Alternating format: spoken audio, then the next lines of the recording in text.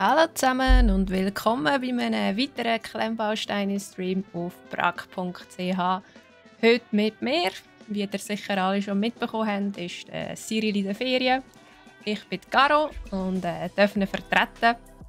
Mein Highlight von dieser Woche, heute mit euch 2 Stunden lang ein bisschen Klemmbausteine zusammensetzen. Ich hoffe, ihr habt alle schon gegessen, seid gut genährt, habt vielleicht sogar einen freien Tag. Ja, ich bin da, ich habe mein Set ready. Ich weiss nicht, ob ihr es schon gesehen habt oder vielleicht auch ein bisschen können erraten, um was es geht. Ich zeige es euch jetzt mal. Es ist ganz klar, dass bei mir Pokémon im Vordergrund steht. Es ist ein Pikachu-Set von Mega Constructs und ich freue mich mega, das mit euch zusammenzubauen. Hallo Quick! Ja, der Cyril ist endlich in der Ferien. Er hat sich das verdient in seinen wohlverdienten Flitterwochen. Ja, so habe ich es natürlich übernehmen. Und ich freue mich jetzt natürlich, das Set mit euch hier zusammenzubauen. Ich habe es schon ein bisschen aufgemacht, weil wir sollten mir nicht mit Messer, wir sollten mir kein Messer geben. Das ist nicht gut. Ich switch mal auf die Kamera, auf die super tolle nicht Lego-Klemmbausteine-Kamera. Also, da seht ihr, wie es aussieht drinnen. Es hat sehr viele Säckchen. Das ganze Modell ist auch automatisiert. Es hat einen Kurbel, das heisst, das Pikachu kann dann irgendwie springen. Ich hoffe, ich habe mich hier nicht übernommen, weil so ein Profi-Klemmbausteine bin ich natürlich auch nicht. Ich habe schon mal ein Mega Construct zusammengebaut und ich weiss, es hat Teile, wo man sehr viel Kraft muss haben. Also mal schauen, wie weit ich komme. Vielleicht scheitert es dann auch an meiner Kraft. Wie man es kennt, verschiedene Säcke. Ich schaue jetzt gerade mal, ob ich die Anleitung finde. 4. Eieiei. Die Säcke.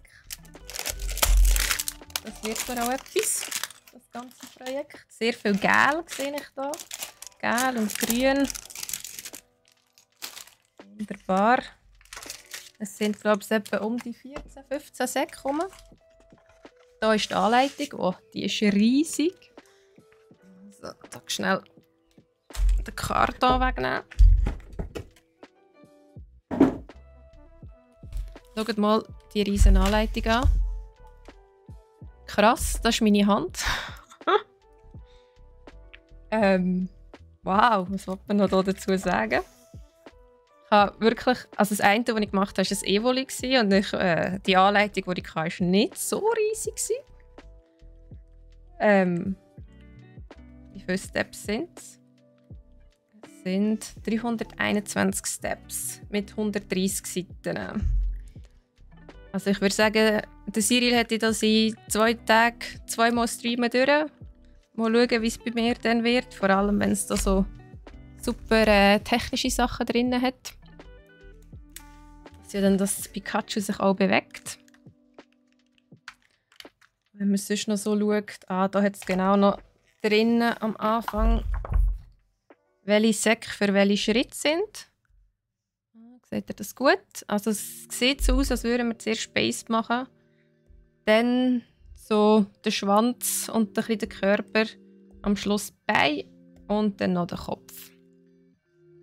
Ja, ich denke, da fangen wir doch mal an.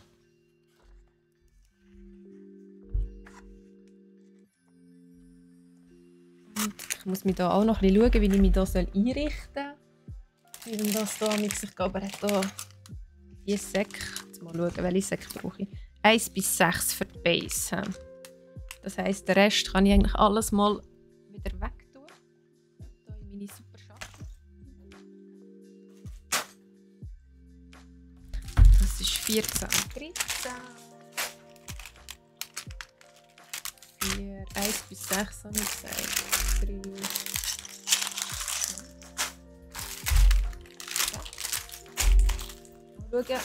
Mal schauen, ob wir heute die Base schaffen.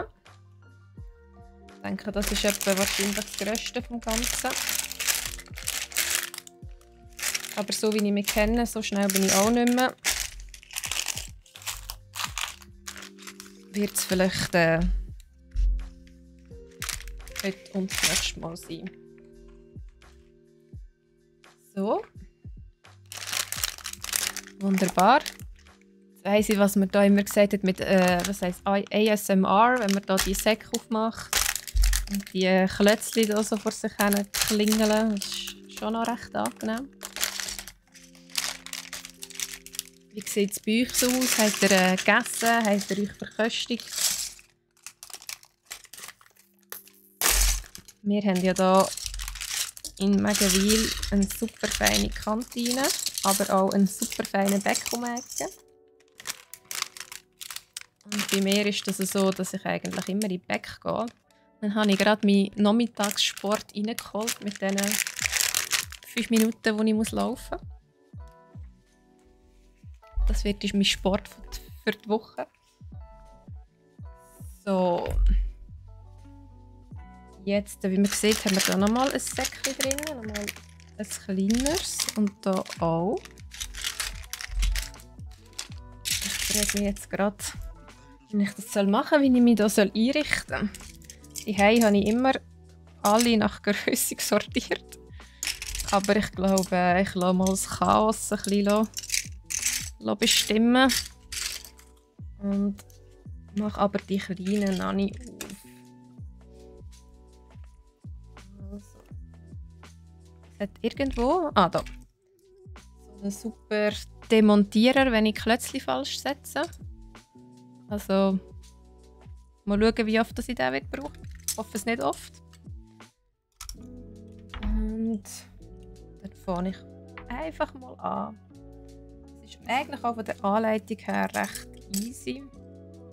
Also ich kenne Lego Quick, die Sport ist Thai-Massage. Das finde ich auch mega super. Was machst du denn? Wie lange bist du denn dort amix? So eine Stunde, 2, 3?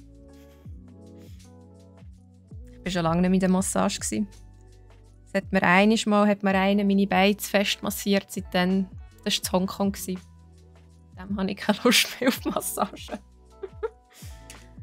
Ich glaube, das ist falsch. Ich glaube, das brauche ich. Das fängt schon an, weil ich letztlich brauche. Ah, ich muss sie so. Haha, der Längsweg.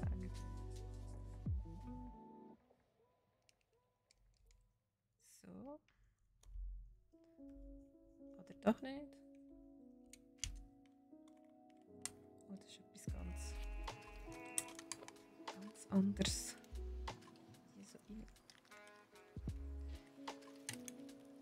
So. Nur 1 Stunde. 1 Stunde ein bisschen massieren lassen, das ist doch super. Das ist doch angenehm. Machst du das öfters oder ist das etwas, wo du nur ab und zu gönnst? Sonst wird es anstrengend. Für dich oder für sie, wo die massiert? Das ist jetzt die Frage. Ist ja natürlich schon anstrengend. Wenn man dort liegen muss, sich massieren lassen. Das ist halt schon ein Herzleben. Müsst ihr jetzt auch nicht haben. Also du würdest auch lieber andere Sachen machen. Du musst nicht so lange ruhig liegen. Ja gut, das stimmt. Das kann dann irgendwann natürlich ein bisschen mühsam werden.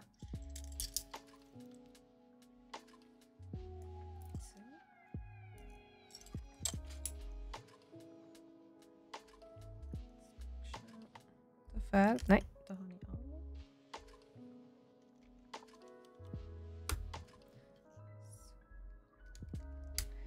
So Thai-Massagen sind das die extra noch ein bisschen fester zudrücken. Die auf dir rumlaufen. Das ist das Falsche. Damit das brauche ich schon.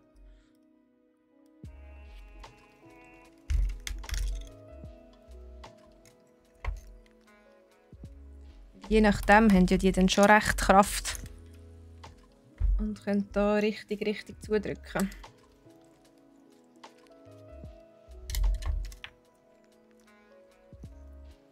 So, jetzt.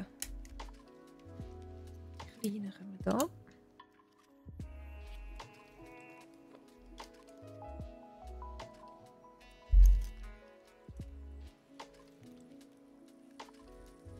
So, für alle, die es letzte Woche nicht mitbekommen haben, ich war auch kurz im Stream. Hat mir der Cyril vorgestellt. Also eben, mein Name ist Caro. Ich habe die Leitung von der Spielwaren. Das heisst, ich darf sagen, was geklötzelt wird. Ah, jetzt brauche ich die kleinen schon. Kann man sagen, was man gerne hat. Ach, da tun sie sich natürlich dann auf die abstimmen mit der Massage. Du kannst sagen, ein bisschen fester oder ein bisschen weniger fest.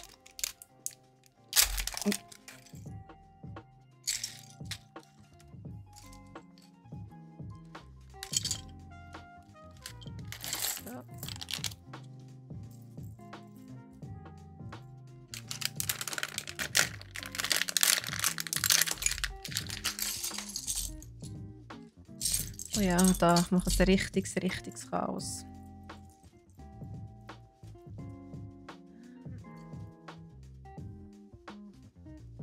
So, auch hier bei dieser Anleitung, dass ihr es seht, sie schreiben schon auch immer schön hinschreiben, welche Klötzchen das man braucht. Wie viel davon. Welche Farben. Das ist jetzt gerade alles ein bisschen sehr grautönig, aber ich glaube, ich habe alles richtig.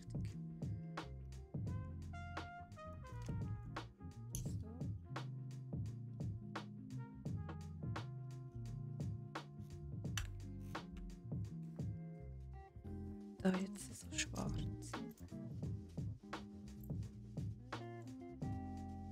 Mehr Grau, ich habe doch nicht so ein gutes Grau. Ich kann doch kein Grau unterscheiden.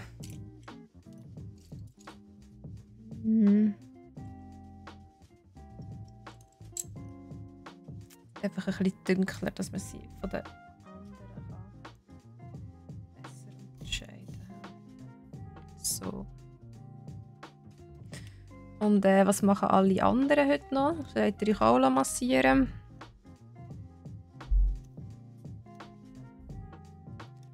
Falls ja.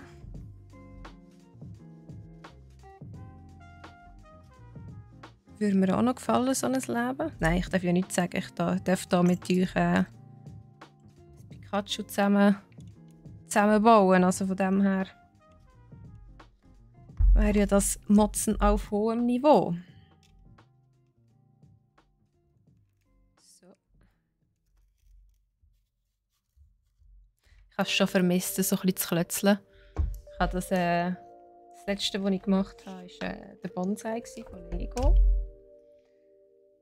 Das ist jetzt auch schon wieder ein Zeitchen her. Also ja, ein Zeitchen her. Das ist Winter. Wann ist der rausgekommen? Letztes Jahr. Das ist eben schon entspannend. Noch ein bisschen Fernsehen schauen dazu. Ein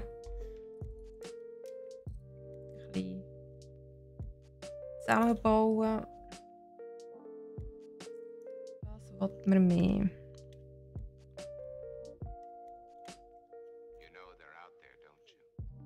Das kann man sogar im Sommer machen.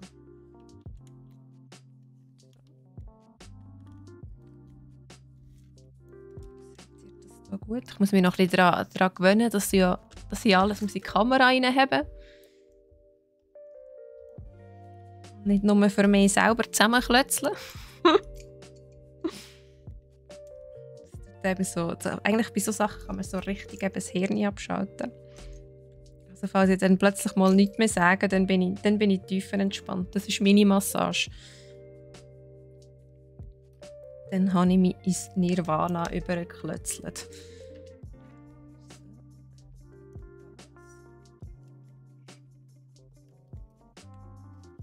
Okay. Was ich auch mega gut finde bei dieser Anleitung ist, dass es so schön Farben angibt, wo man das Klötzchen hinsetzen muss. Das finde ich sehr gut.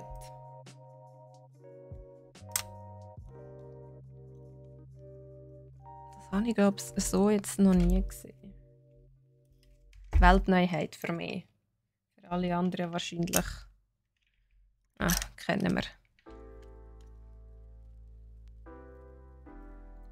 So. Ich weiss amigs nicht, ob ich es richtig reingedrückt habe. Ich hoffe es. So. Vielleicht bin ich ja doch schneller, als ich gedacht habe. Die Putz gehe ich durch die Anleitung durch.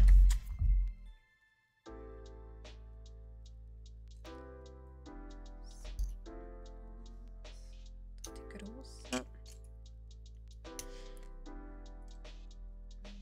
Noch ein kleines.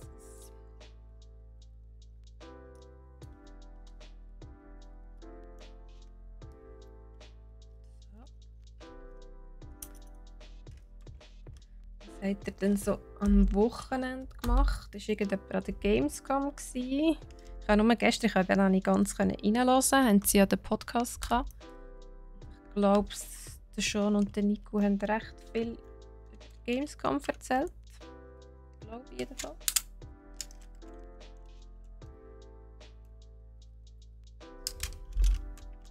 Früher, als ich noch jung war, bin ich sogar auch noch an die Gamescom gegangen, vom alten Geschäft her. Das war eigentlich immer ein Erlebnis. Und jetzt habe ich aber gar noch nicht so geschaut, was es angekündigt worden ist, was es für neue Games gibt. Ich habe nämlich das Wochenende damit verbracht, krank zu sein.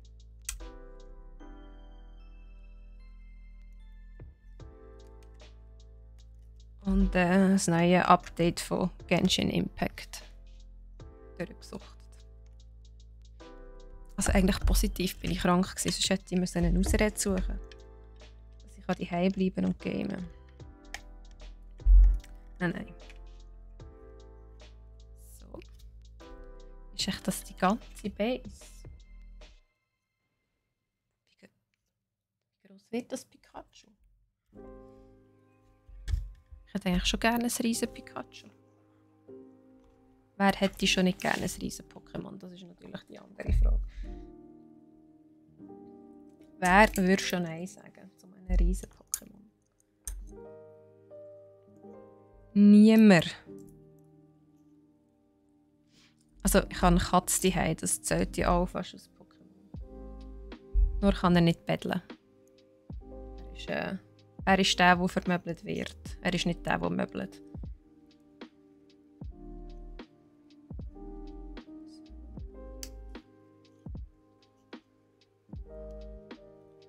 Das werden dann wahrscheinlich, so wie es aussieht, wenn ich das hier reinbekomme, das Pikachu auch bewegen kann.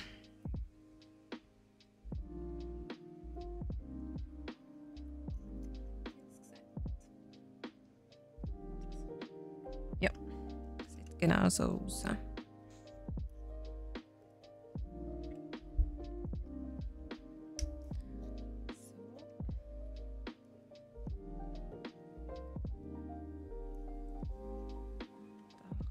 Da.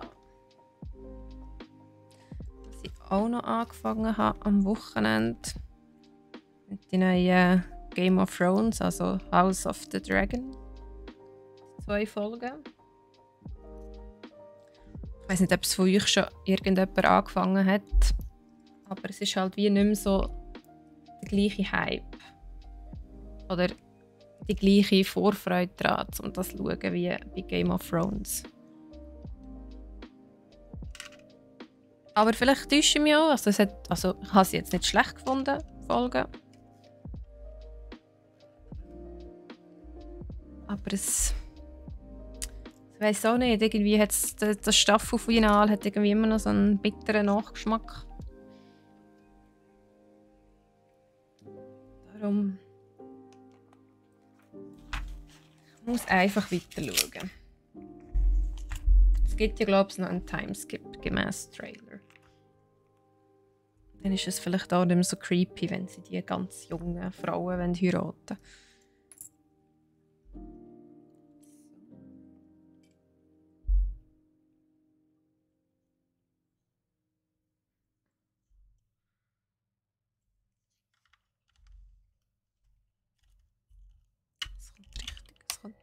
Gut.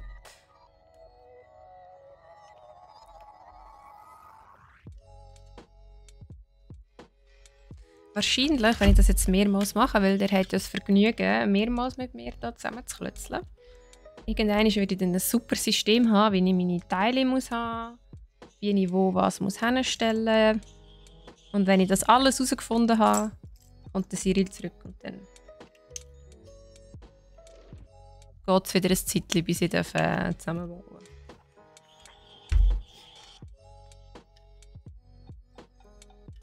darf. Optimieren das alles.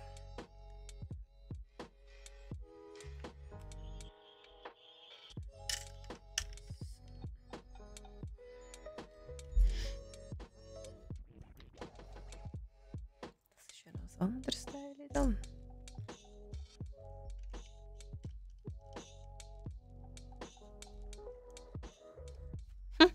Das sieht lustig aus mit diesen zwei Türmen. Aber das ist ja jetzt eigentlich gar nicht so beweglich. Ah, ja logisch, wahrscheinlich kommen dann da so Dings nochmal drin, dass es dann das, ich weiß nicht wie es heisst, die Nöppel, sättige da. Dass es dann das Gras oder was es auch immer ist, kann durchdrehen.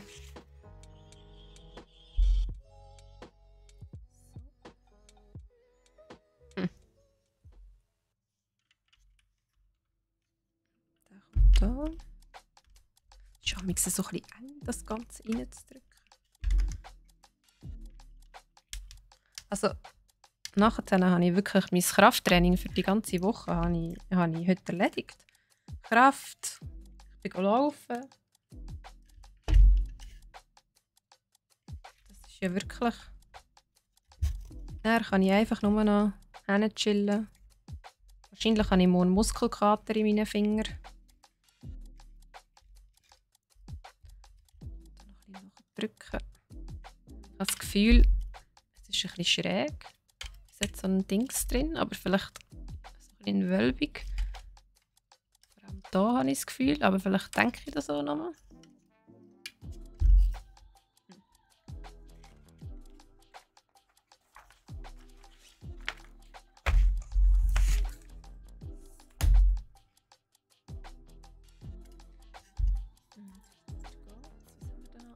Teile. Ein Vierer.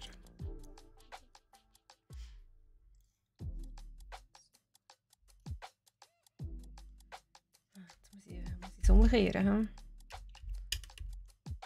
Muss ich doch noch mein Hirn brauchen. Auf welcher Seite ist die Anleitung?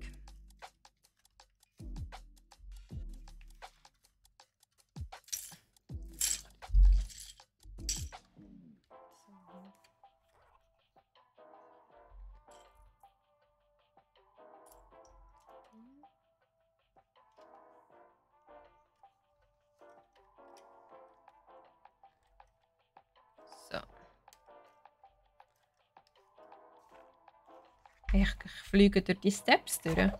Und einfach immer nur ein Step, so ein Klötzchen hinsetzen ist. Also gut, lieber so, wie als wäre zu viel auf einmal und ich habe keine Ahnung mehr. Wie, wo, was.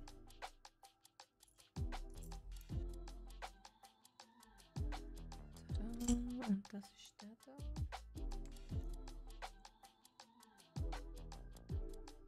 Ja. So. Das Blaus.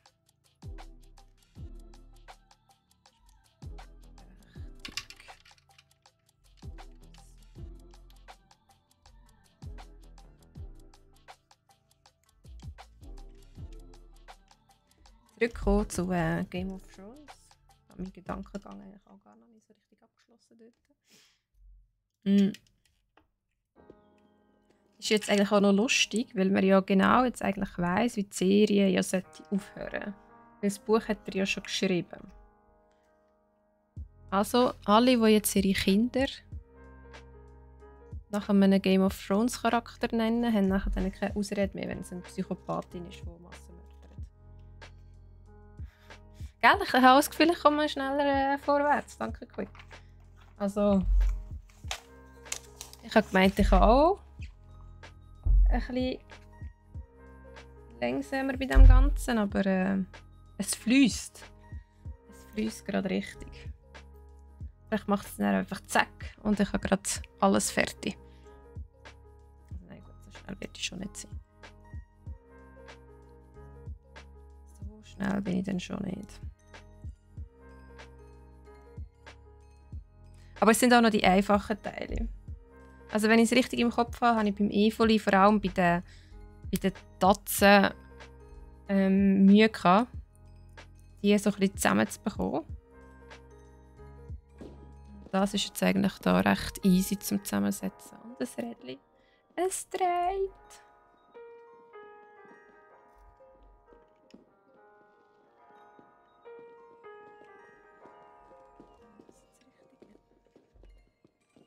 Ich freue mich dann schon, wenn sich das Pikachu bewegt. Gehen jetzt in die Massage. Viel Spass, Quick.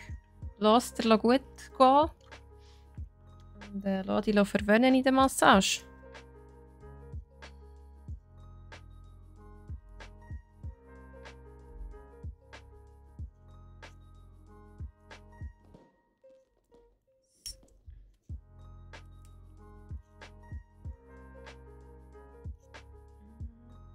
So. Das nächste Rädchen. Oh, das wird schon ein bisschen komplizierter. Hier mit der roten.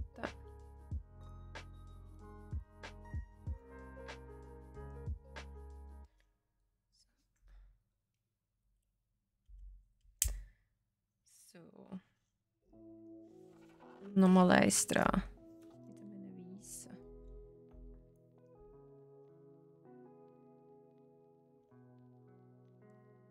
Sind die unterschiedlich? Sieht doch alle genau gleich aus.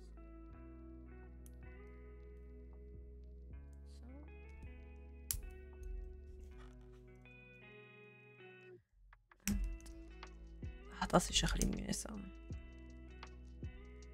Die Dinger da, das ist nicht mein Favorite. Das da rein zu drücken. Ah! Willst du mich verarschen? Habe ich es falsch rum reingemacht? So. Ist das richtig oder das falsch? Wahrscheinlich schon. So. Auch noch geschafft.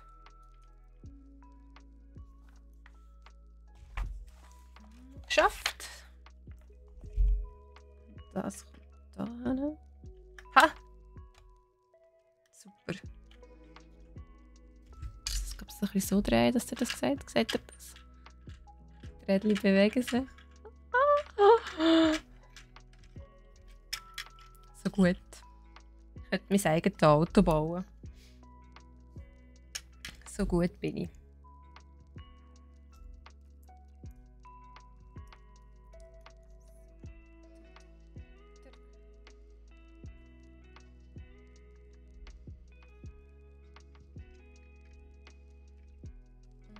Das wird in dem Fall aussen so sein.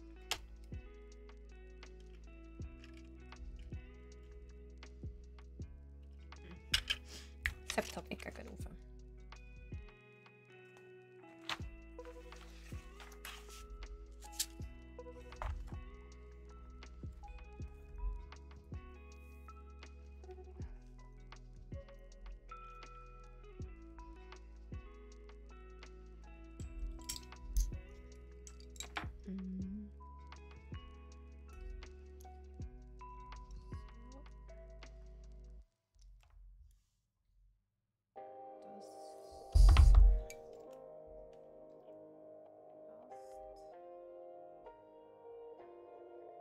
Ich weiss, ich muss ein bisschen aufpassen mit dem auf den Tisch drücken. Aber irgendwie vergesse ich es immer wieder. Ich probiere es mir aber zu merken. Sonst scheppert es nämlich bei euch viel zu viel.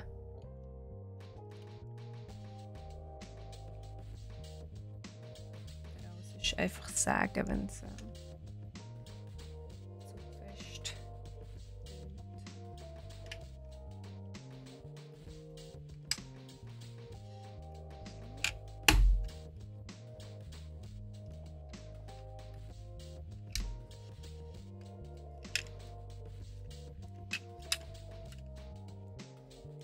ist mir nämlich gar nicht so bewusst. Oder ich höre es nicht, wenn sie so scheppert.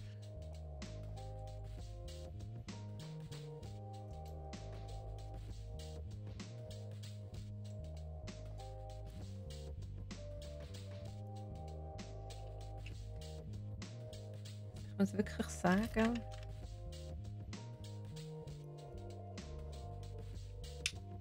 ich könnte gerade wirklich den Tag nicht besser verbringen.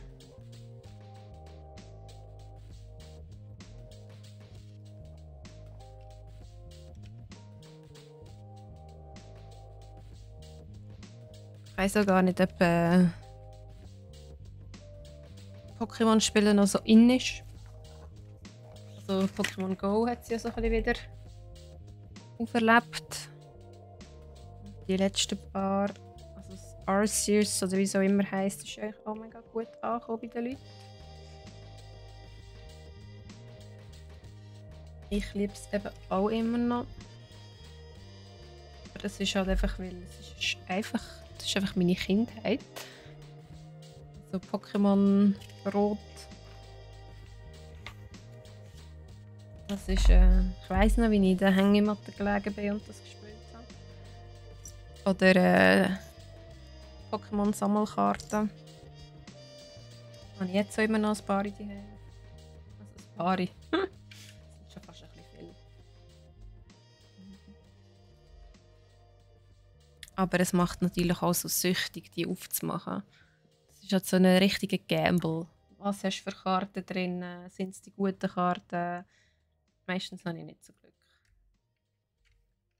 Aber da kostet er halt natürlich wieder eine weitere Packung, weil es könnte dann dort wieder bessere Karten drin haben. Das Gleiche ist auch, also ich spiele ja eigentlich kein Magic, also es würde eigentlich keinen Grund geben, für mehr Magic-Karten zu kaufen. Aber ich finde die so mega schön. Also sie sind wirklich schöner und von der Qualität her auch ein bisschen besser als Pokémon-Karten, muss man da dazu sagen. Was wir auch herausgefunden haben, ist, dass die englischen und französischen Pokémon-Karten haben die bessere Qualität als die deutschen. Ich muss da wieder ein bisschen drücken. Also wo auch immer die hergestellt werden. Die deutsche Quali ist nicht so geil. Jedenfalls habe ich immer noch sehr viele Pokémon-Sachen daheim. Und ich freue mich eigentlich auch schon auf das nächste Game, das rauskommt. Ich und meine beste Kollegin, wir haben hier immer so ein bisschen Tradition, dass wir das zusammen spielen. Und ich bin meistens immer ein bisschen schneller, weil ich halt ein bisschen mehr suchten als sie.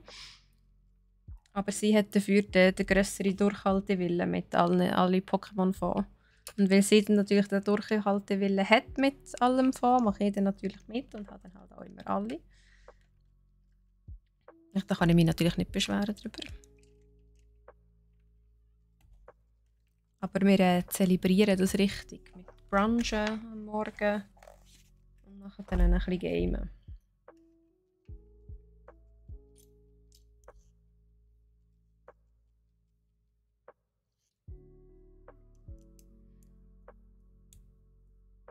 Ich weiß auch nicht, ob das Pokémon Unite heisst auf der Switch. Oder auf dem Nattel gibt es ja auch schon gespielt haben. Das finde ich auch noch ganz, ganz lustig, obwohl überhaupt so online mit anderen Leuten Multiplayer ist eigentlich nicht so mein Ding. Ich habe lieber meine Rollenspiele, meine JRPGs, du kannst Stunden reinsenken.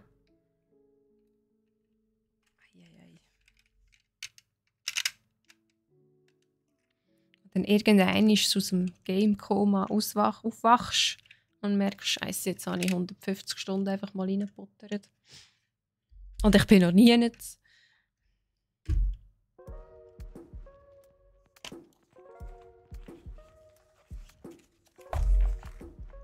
Die finde ich immer super. Genau. Aber eben das Pokémon Unite, das finde ich nicht einmal so schlecht.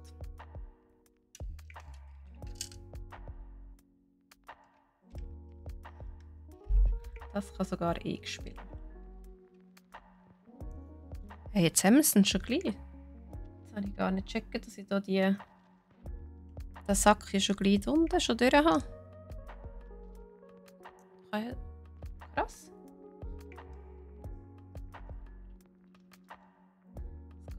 Es geht wirklich schneller, als man denkt.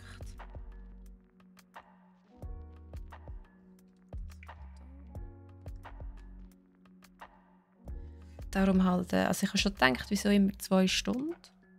Aber ja, es geht halt dann eben schon mega schnell vorbei, wenn man da so am Zusammenbauen ist.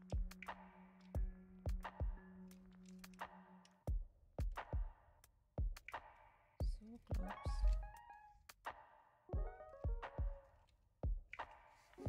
Ja, kommen wir dann auch schon zu Sack 2. Dann auch noch schauen, was wir da mit all diesen übrig gebliebenen Steinchen machen. So viel, wie wir ja jetzt auch schon langsam haben. Also, wir haben da hinter mir ja schon so viele Sets zusammengebaut. Wir haben wahrscheinlich eine Überflutung an Steinen. Das ist das, was übrig bleibt. Macht Sinn. Sehr viele kleine Teile, die vielleicht verloren gehen könnten. Da ist das Säckchen ready.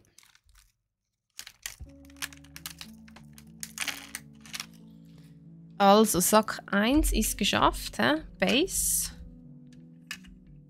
Wir haben hier schon langsam so ein Zahnrädchen, das dann wahrscheinlich Pikachu springen lässt.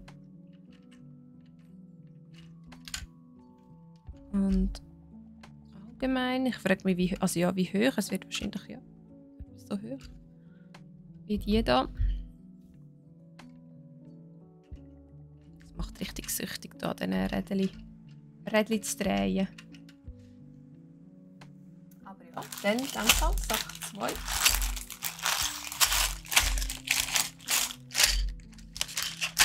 Sack 2. Das macht ein bisschen mehr braunes Spiel, nicht nur grau.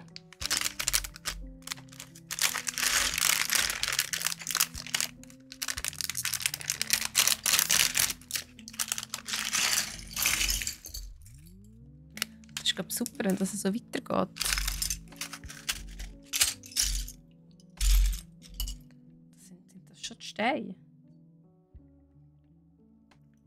Es hat darum eben Steine auf dem Foto drauf. Also wenn wir es da so ein bisschen die Steine da hinten.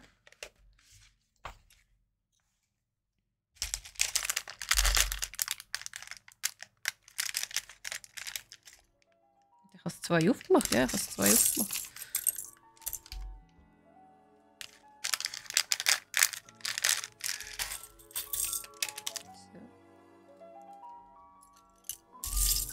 Eigentlich könnte man auch die ganze Zeit einfach nur da den Klemmbausteine so ein bisschen rumwuscheln. Beruhigend.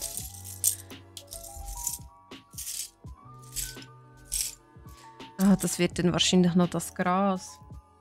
Das habe ich mich nämlich noch gefragt, wie sie das machen. Das Graslaufband.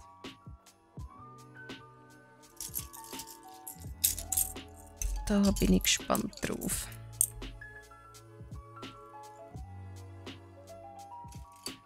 Jetzt da noch andere. Und so ein grünes. Lange.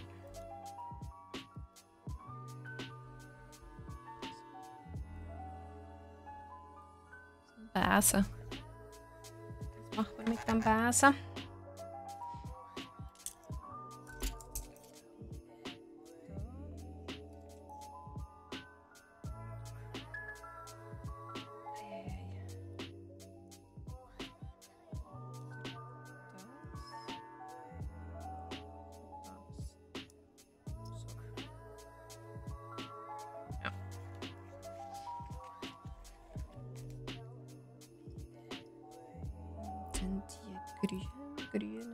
Grüne. Ist das grün?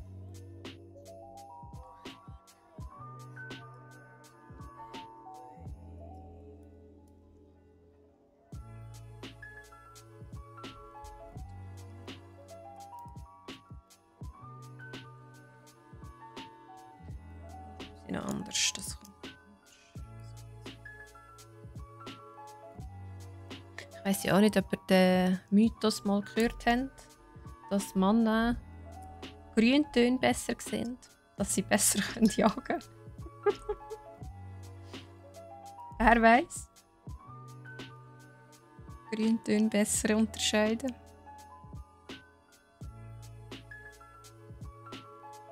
Mir sieht alles gleich aus. Das kann ich auch nicht. Ist das jetzt Azurblau? Oder Ozeanblau? Das ist einfach blau. Es ist einfach blau. So. Und jetzt nochmal so eine 6er dran.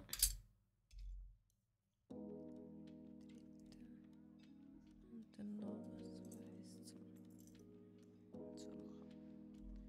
So. Also wie immer das jetzt wird. Ich bin gespannt.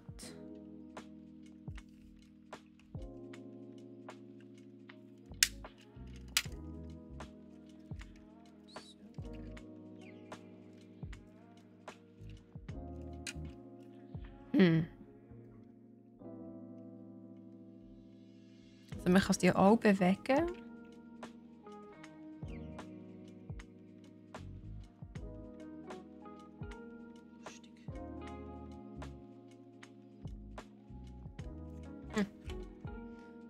Keine Ahnung. Das da drauf. Perfekt.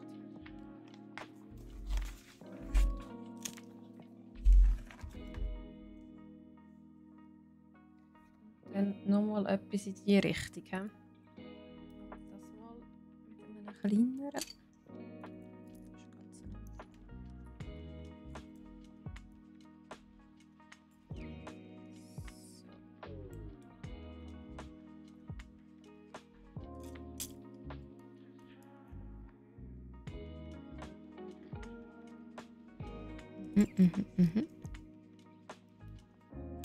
Das kommt, glaube ich, gut.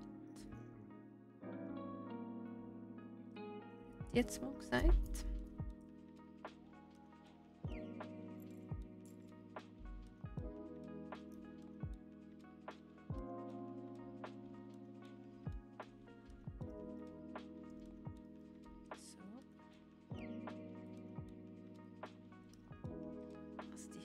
Schon ein bisschen härter.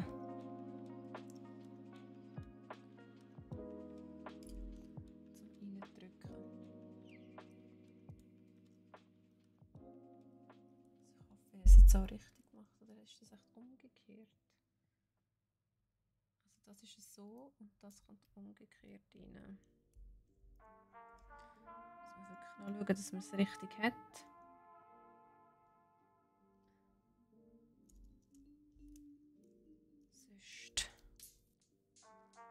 Muss ich dann alles auseinandernehmen? Das will ich eigentlich nicht.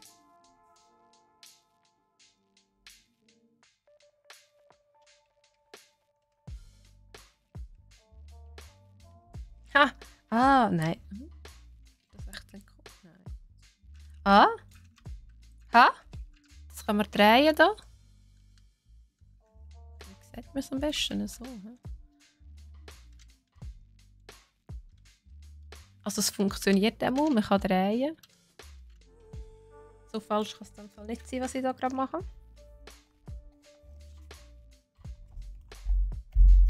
Und der letzte. Der letzte von diesen Stäben.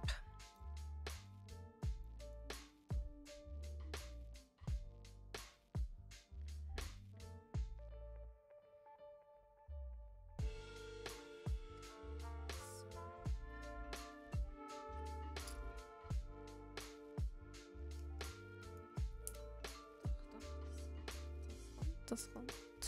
Und die noch so.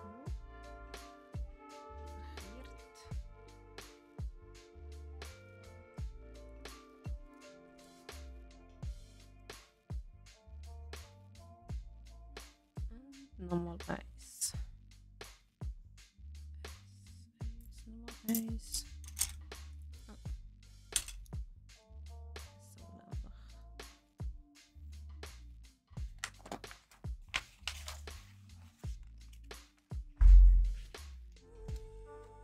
Ich bin mir noch nicht so sicher, ob ich Fan bin von dieser riesen Anleitung. Also ich finde es mega gut, weil du siehst alles. Aber es ist halt einfach riesig. Und das wird jetzt hier reingedrückt. Und von dem bin ich amigs auch noch nicht so Fan, von dem Zeugs noch hier reindrücken. Eieiei. Aber... Aha! Es dreht einmal alles. Ich könnte stundenlang zuschauen.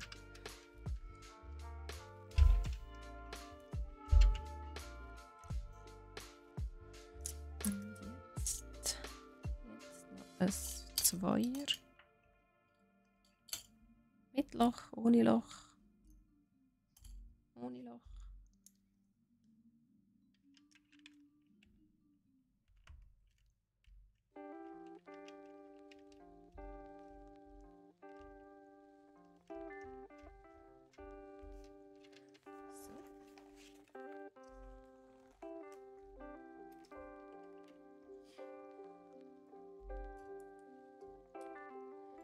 Ich habe das Gefühl, ich setze immer Pikachus zusammen, aber das Pikachu ist eigentlich gar nicht mein Lieblings-Pokémon.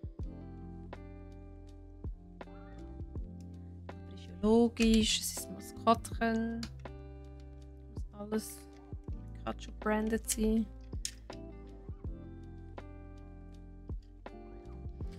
Aber eigentlich so das Fullpix und Stratini sind immer noch meine Favorite. Und ja, natürlich die ersten 150. Kann ich wahrscheinlich auch noch alle benennen, wenn ich sie sehe.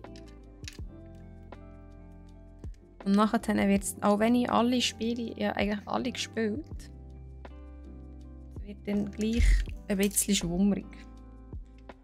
Die, wo was welches heisst.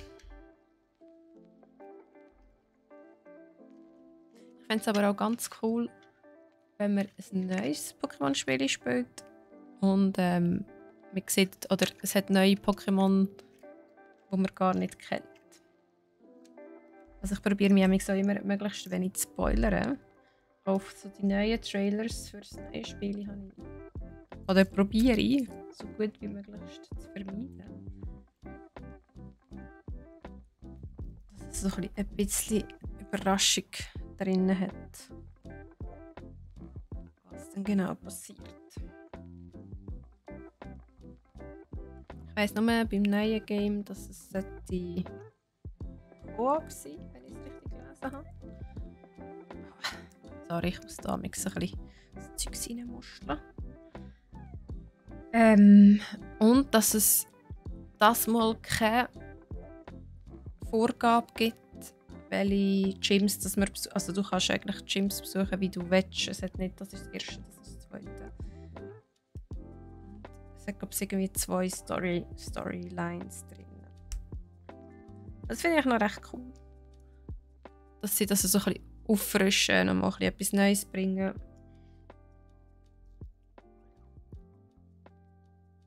Aber wir werden es sehen. Wahrscheinlich gibt es dann eh wieder im Internet recht viel Hate. Für was auch immer.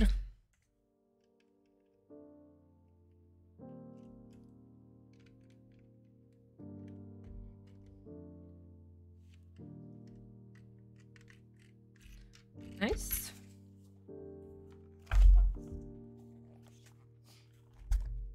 Also das Bödeli kommt wirklich langsam schön zusammen. Es ist schon schön vernetzt. Da ist jetzt auch noch mal so ein bisschen zum Drehen. Oh, der kommt echt dort. Nein, der kommt nicht mehr dran.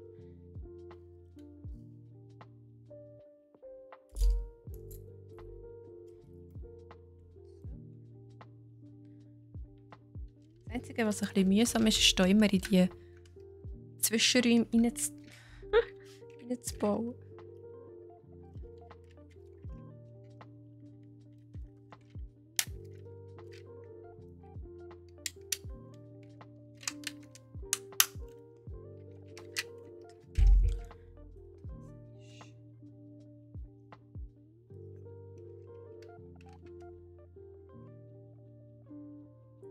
der überlappt. He? Der so.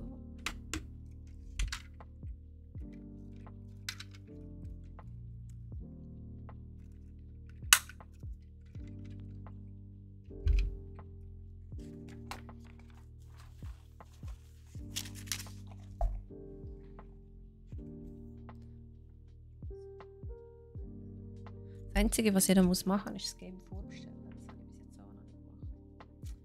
Das habe ich bis jetzt auch noch nicht gemacht. Das habe ich bis jetzt noch verhängt. Ja, ich bin auch so eine Vorbestellperson. Dann ist es bestellt. Da muss ich nicht mehr daran denken. Wenn dann der Release ist, dann kommt es.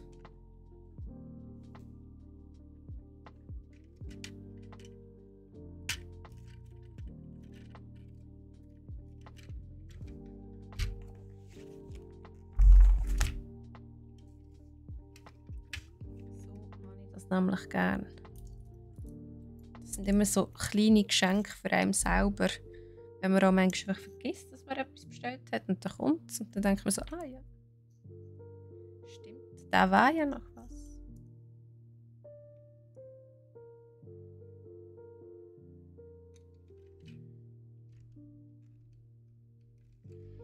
Die haben jetzt also wirklich gerade ein bisschen hart. Ich weiß nicht, ob das daran liegt, weil es andere Farben sind. Grau geht nicht ganz auf Grau.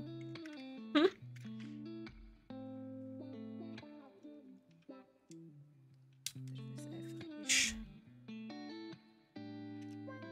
einfach meine Schuld.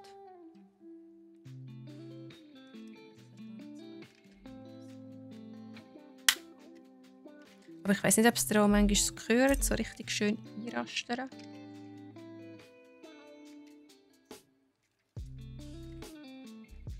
Lüpfen.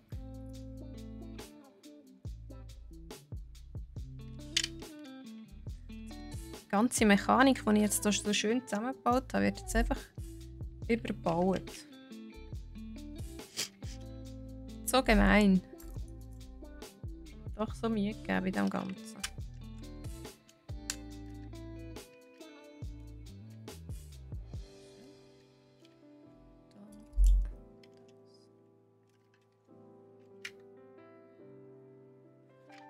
Wird denn das da gleich noch irgendwo schön? Wenn man jetzt schaut, ist es ja nicht so schön zum Hinstellen. Vielleicht gibt es dann gleich noch etwas drüber.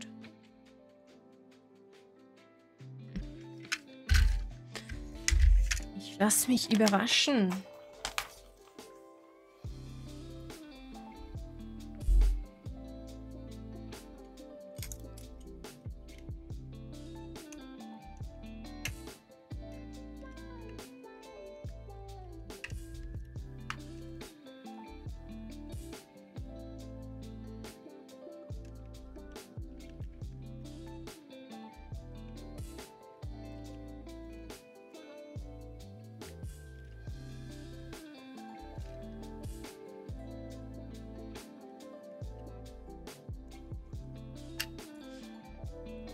Das kennen. Gestern haben wir noch eine Folge Archer geschaut. Ist eben, glaube ich, nie. Also ja, ist nicht Netflix oder so. Also es kommt dann ab und zu auf Netflix. Oder was ist es? FX, keine Ahnung, ich weiß doch auch nicht was.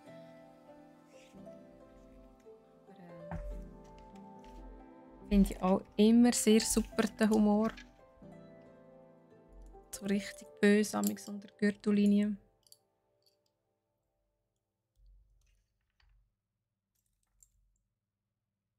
Ja, wie ihr vielleicht schon gemerkt habt, ich schaue sehr viele Serien und Filme und allgemein Sendungen. Ich bin dort schon recht süchtig. Aber es kommt auch immer so viel. Hörst du mit dem einen auf, kommt schon wieder das nächste. Du könntest eigentlich die ganze Zeit nur schauen. Also ja, es kommt aber auch viel Scheiß.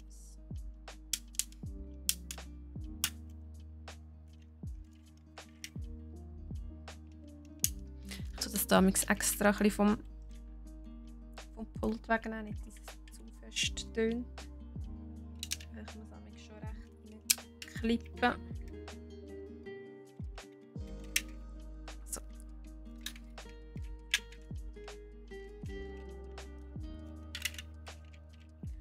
Morgen habe ich riesige Muskeln an meinem Daumen.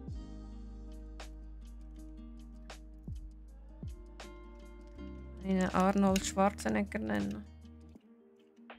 Arnold Schwarzenegger. Macht keinen Sinn.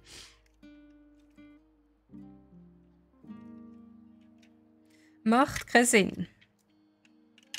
Nicht, dass er dann plötzlich noch Gouverneur wird von Kalifornien. Das kann ich also nicht brauchen. Ich brauche meinen Daumen.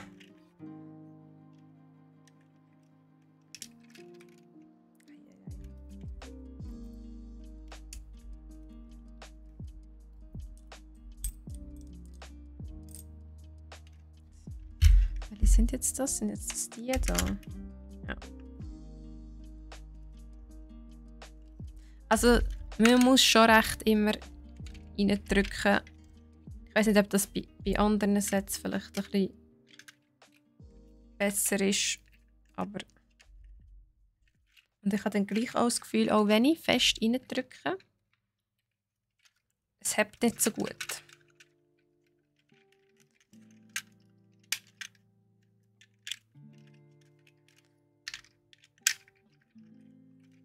Maybe, vielleicht ist das nur... Nein, aber siehst du? Ei.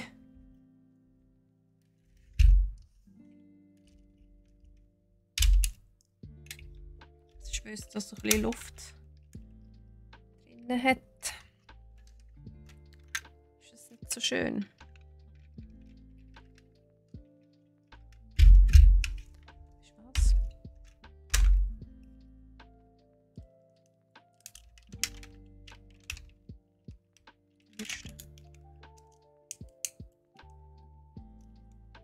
So. Machen wir dann halt den Trick 77. Nehmen wir das Blättchen weg und dann drücken wir es rein. Besser.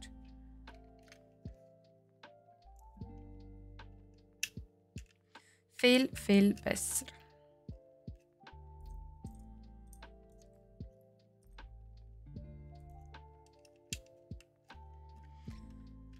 Trick 77 funktioniert einfach immer.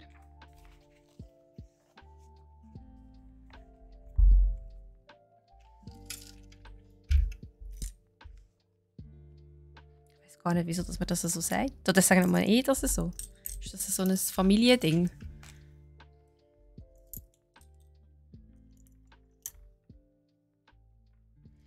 Der Trick 77.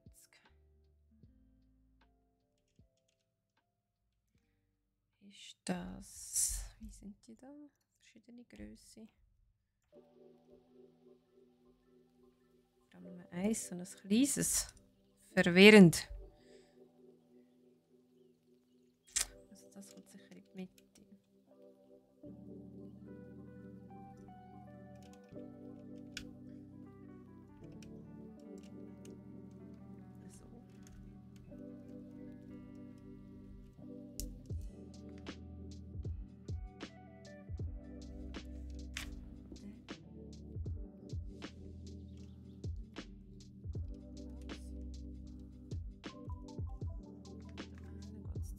drüber. Okay.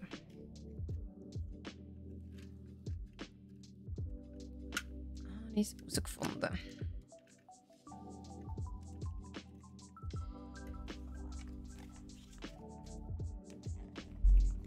Ja, eben doch, es sind schon die Steine.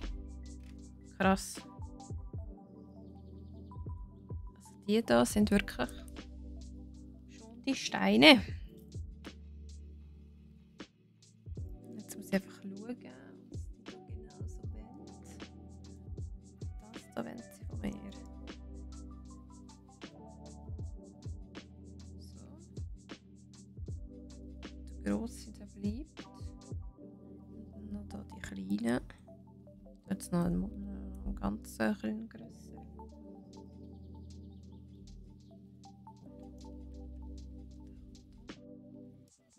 da.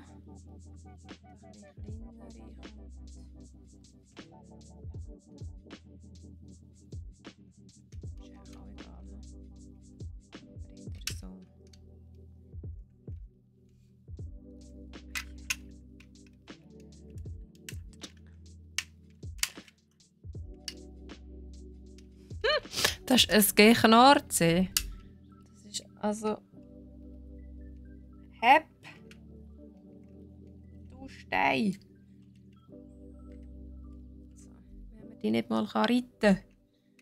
Für was bist du denn gut?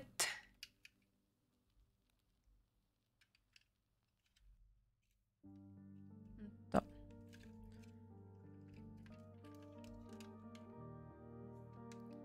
Das sind noch nicht so... Also, es sind Steine, aber sie sehen eher aus wie Schokohäufchen. Ein schlechtes gebackenes Muffin, das nicht aufgegangen ist.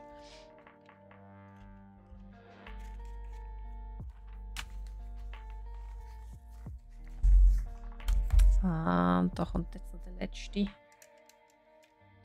Dran. Was habt ihr eigentlich so für Dessertpräferenzen? Ich habe mal mit jemandem davon gehabt, aber ich weiß nicht mit wem. Ich habe eigentlich gesagt, dass ich kein Dessert diskriminiere. Es sind alle schön.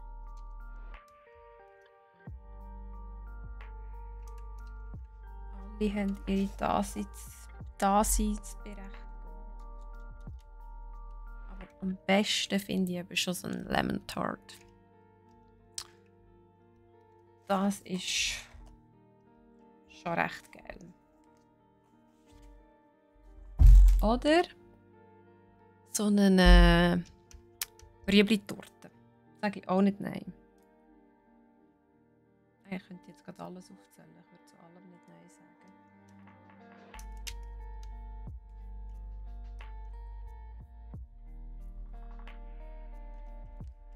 Manchmal habe ich sowieso das Gefühl, ich ernähre mich nur von Süßem. Oder ich könnte mich nur von Süßem ernähren.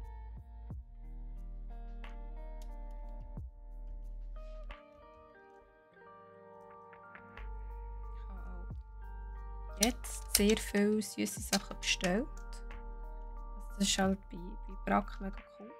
Weil halt, du musst vielleicht, ich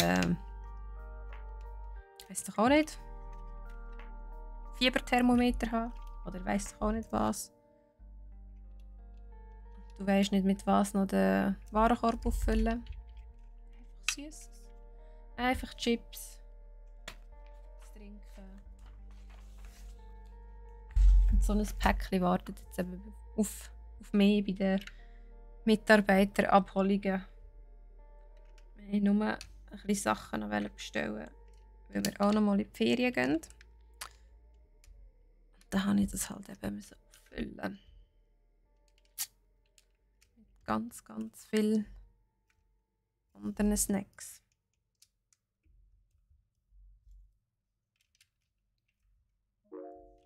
Also ja, dass ihr es schon mal gehört habt. Ich sage es dann am Schluss nochmal, aber so wie es aussieht, wird es nächste Woche mal eine kurze Unterbrechung geben vom Klemmbausteine-Stream, weil ich eben auch noch weg bin. Und dann geht es dann aber sicher die Woche drauf weiter.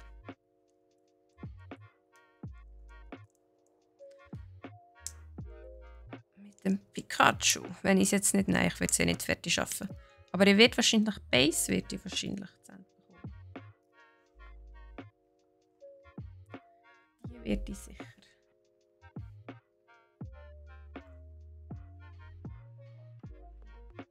Aha, ist das noch ein anderer? Stein, würde ich sagen. Stein ist... Stein, fast. Ahaha! Der Stein bekommt nichts unten dran und wird da so schön da reingesetzt. Ach so. Smart. Super smart.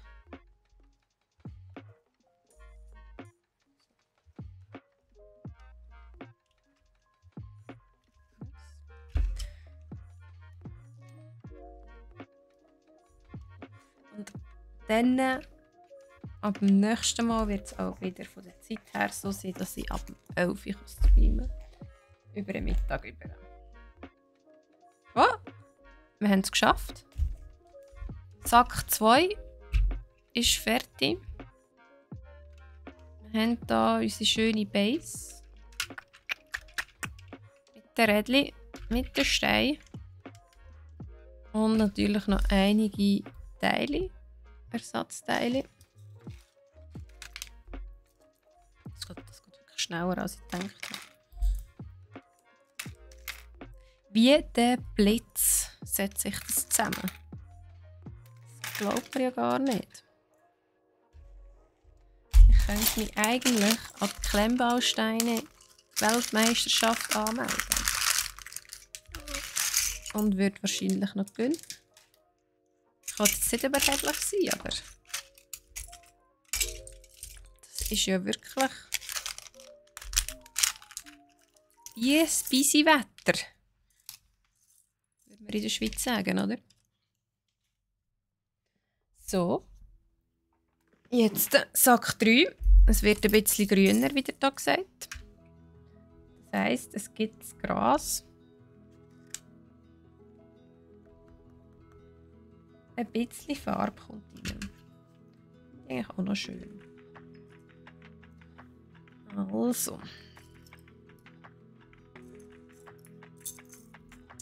Wo fangen wir an?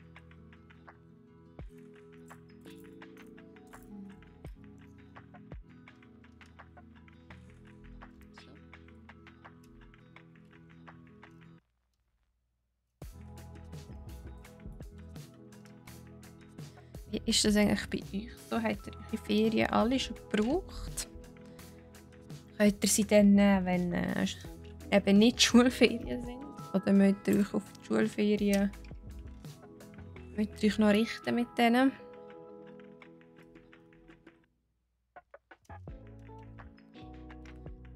Ich habe ja momentan leider auch ein bisschen so, dass ich mich noch nach den Schulferien muss richten muss.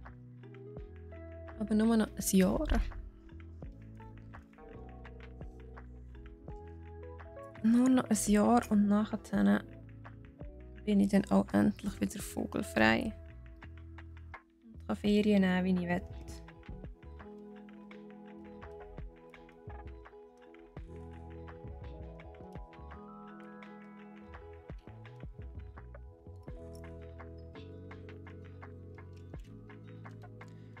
Und dann hoffentlich kann ich wieder auf Japan.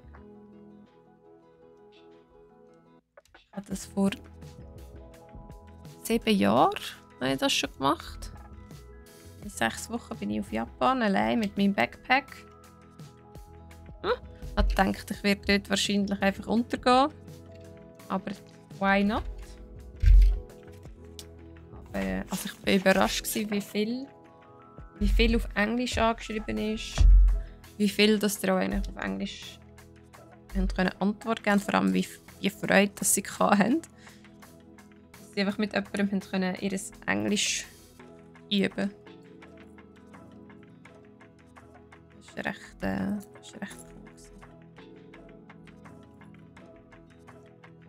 Ja, eigentlich seitdem, dass ich dort war, wollte ich eigentlich nur wieder gehen.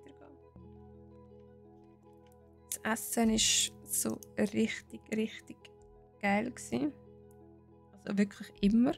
Also ich habe dort, glaube ich, nie schlecht gegessen. Ich habe gefühlt irgendwie 5 oder 6 Kilo zugenommen. Einfach weil ich nur, also am Schluss von meiner Ferien, nachdem dass ich 3 Wochen Japan gesehen habe und gefühlt jeden Tempel angeschaut habe, habe ich dann gefunden, so, jetzt wird es einfach nur noch in Onsen gehängt. Und gegessen. Hat man dann gemerkt, ja. Aber das ist wirklich. Vor allem, ich habe eine freundliche Laktosenintoleranz. Und dann sind halt so die asiatischen Länder für mich sowieso umgänglicher für meinen Magen als andere Länder. Wir sind in Florida gsi. Das Jahr. Weil mein Freund hat Verwandte dort. Verwandte, Bekannte. Besser gesagt, seine Schwester ist dorthin ausgewandert. Vor der Pandemie. Dann haben wir sie jetzt endlich mal besuchen. Und Florida, muss ich sagen, ist für mich eben leider zum Essen sehr, sehr schlecht gewesen. Allein habe ich irgendwie... Allein ist halt recht... bewusst unterwegs, sagen wir so. Die haben sehr, sehr viele Alternativen gehabt. Florida eben leider noch nicht so. Das war ein bisschen schwer für mich, etwas Gutes zu finden. Aber hey, ich bin da. Ich habe es überlebt. Der Tag gesagt, machen wir die Zeiten von dem ganzen Wechsel. Ich will schon fast sagen, es ist ein Blitz. Ein Harry Potter Blitz. Darf ich das jetzt echt sagen oder wird mir jetzt dann gerade angeklagt von der JK?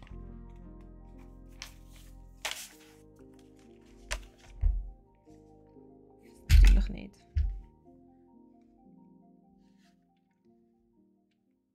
Aha.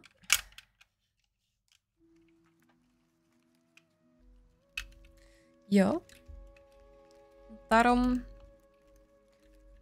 Fazit: alle, die mal auf Japan können, sollten wirklich gehen. Das ist ein mega schönes Land.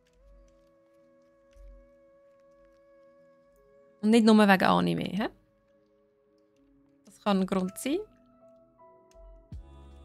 Das war bei mir auch ein bisschen so. Aber auch sonst ist es sehr, sehr schön. Und wenn ich irgendwann reich werden, im Euro-Millions gewinnen, dann geht es auf Thailand.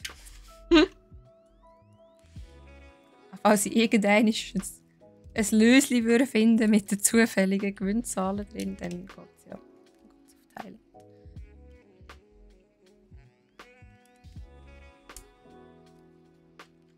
So.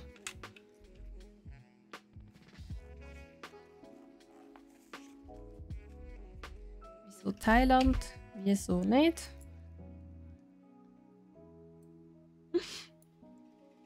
Dort ein bisschen Strandleben geniessen.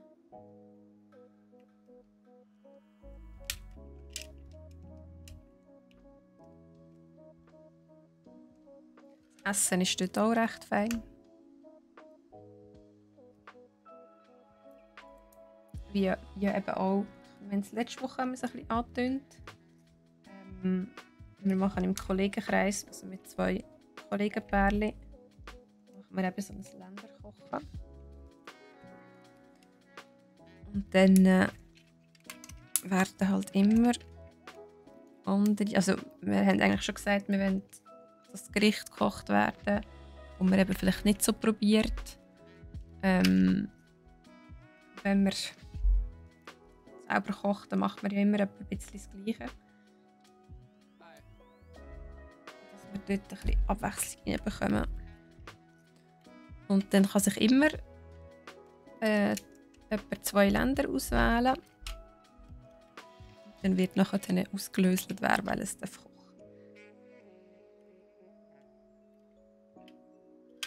Und ja, wir haben jetzt eben, das nächste, was wir haben, ist Südkorea. Haben wir uns das Wochenende auch gerade noch ein bisschen schlau gemacht, was es denn dort so gibt. Und haben etwa so eine Ahnung, was wir werden kochen. Also das Dessert haben wir sicher, wo wir wissen, was man machen kann. Aber ich spreche jetzt die Namen nicht aus von diesen Gerichten, weil ich würde es wahrscheinlich 100%ig falsch aussprechen.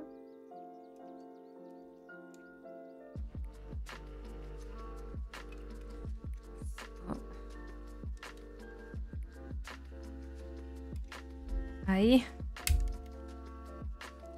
Ist das nicht schön? Das Böckchen. Ah, da noch nicht. Aber da.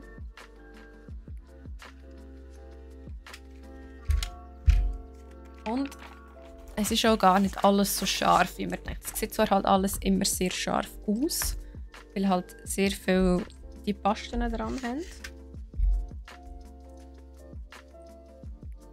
Aber es sollte einem nicht gerade immer das Mund wegätzen. Also, ich werde es ja dann sehen. Ihr werdet es auch sehen. Nach dem 17. Also wenn ich dann nachher eine Woche drauf nicht mehr reden kann, dann wisst ihr, es war scharf, es hat mir die Zunge weggeätzt. Dann wird es halt einfach ein sehr ruhiger Stream mit einfach Musik und meinem Gelalle. Das war falsch.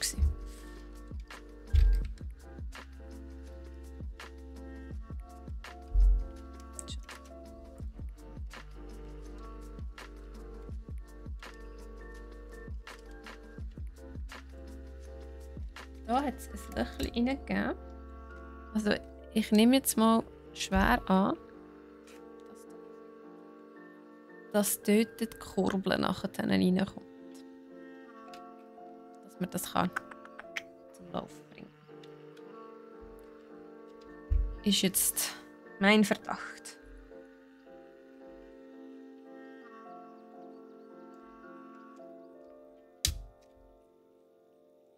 Was ist so das Exotischste, das ihr je gegessen habt? Also auch vielleicht in den Ferien. Es gibt ja dann manchmal so Restaurants, die bieten Krokodil an. Oder je nachdem Känguru. Habe ich auch schon gehört, dass es Leute gegeben hat, die Känguru probiert haben.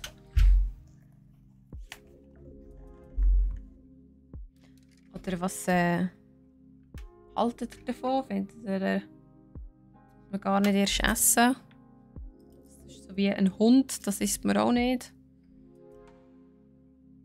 Das Känguru, das isst man doch auch nicht. Oder ist bei euch freie Fahrt? Hauptsache es ist Fleisch. Ich kann es gar nicht so sagen.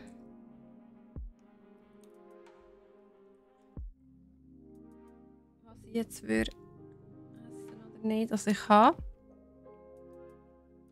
Krokodil. Krokodil habe ich probiert. Aber das war recht ungeil.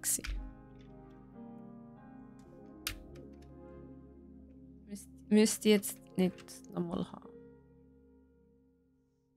Und ich habe sogar auch gemeint, mit irgendjemandem habe ich es darüber gehabt, dass es in der Schweiz eigentlich auch einen Metzger gibt, der so ein bisschen exotisches Fleisch hat. Nähe Aarau.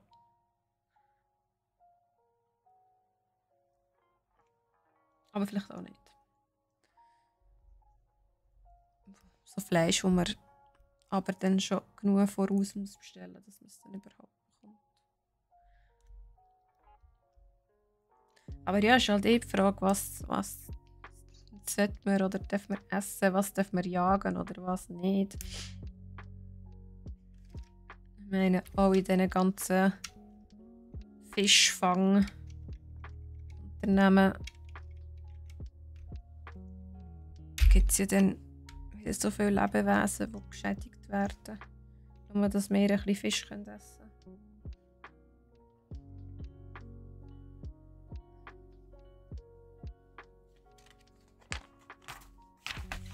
Wo setzt man Grenzen?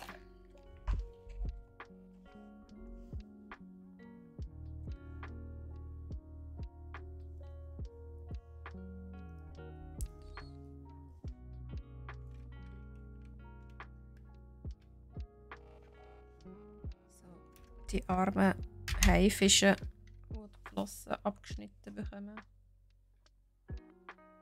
Weil ja.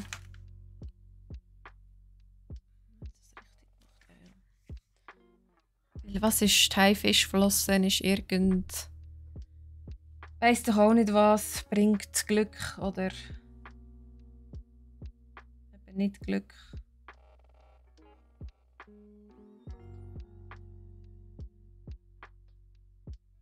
Ist das Falsche? Ja, doch. doch falsch gemacht. Also. Ach Gott.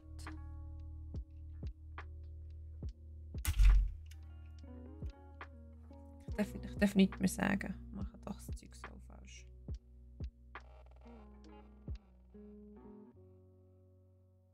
Vor allem, dass ich das wieder rausbekomme.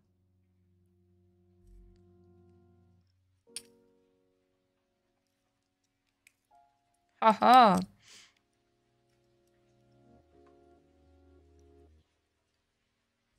Super. Gut gemacht. Gut gemacht, Caro.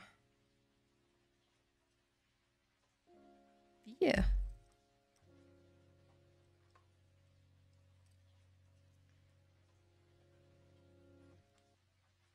Hm. Ha! Noch nicht ganz ha. Ich muss noch ein bisschen dran rumziehen.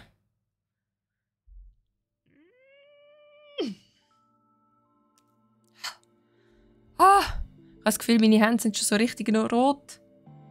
Da habe ich schon so Abdrücke. Ja, ich darf nichts mehr sagen. Wenn der Cyril da nichts falsch zusammenbaut, macht er nicht besser. Ich schäme mich gerade. Ab ins Schäme-Eckeli.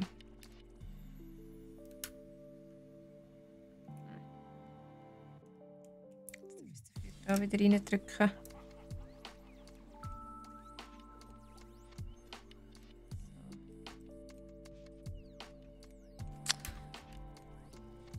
Darf man ein Pikachu essen? Aber wie machen die das in der Pokémon-Welt? Das ist ja auch so ein bisschen die Frage, die sich umgeistert. Aber es gibt auch in gewissen Folgen vom Anime, siehst sie doch, wie sie Carpadors essen. Also ist es dann völlig legal, das Pokémon zu verspeisen? So. Wo ziehen die Leute im Pokémon-Universum Grenzen? Was ist richtig? Was ist falsch? Fragen über Fragen. Und falls ja, wie schmeckt das Pikachu? Schmeckt es wie Chicken?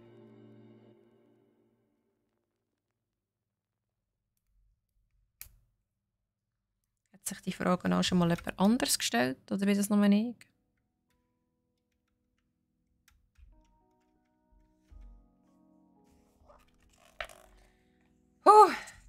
So.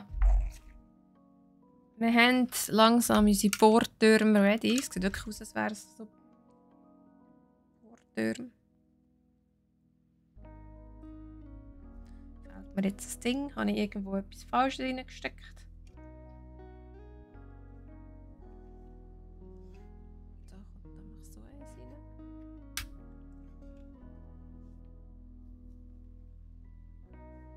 Ah nein. Ich sehe es. Das da brauche ich noch.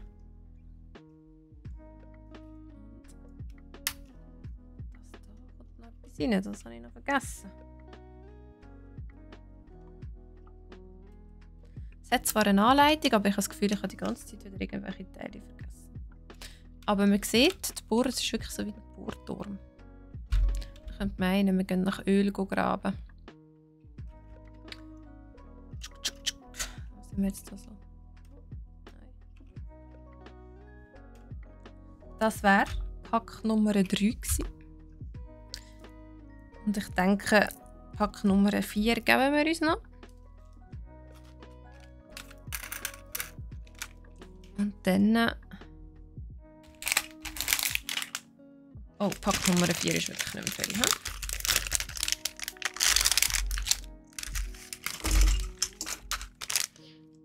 Und dann nach Pack Nummer 4 mit diesen riesen Nöppel.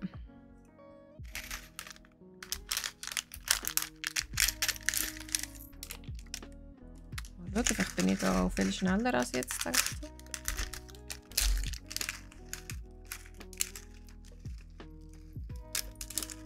Aber es ist, ja. Aha, ich sehe es. Da wird die Kette gemacht. Also ich darf nicht voreilig sein. Es kann sein, dass die Kette ein bisschen mühsam ist zum Zusammenbauen. So immer das für ein Sandwich ist. Ui! Aha, aha. Sieht sehr lustig aus. Wie sieht das da?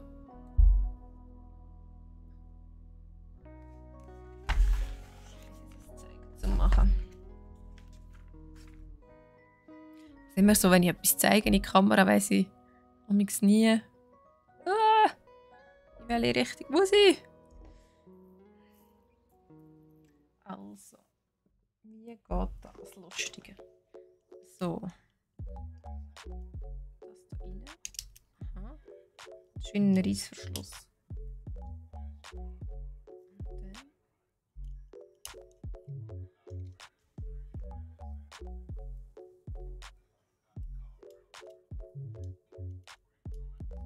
Aha.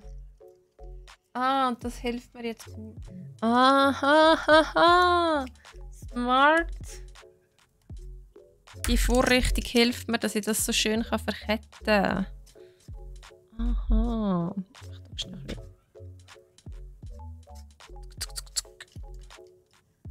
So smart.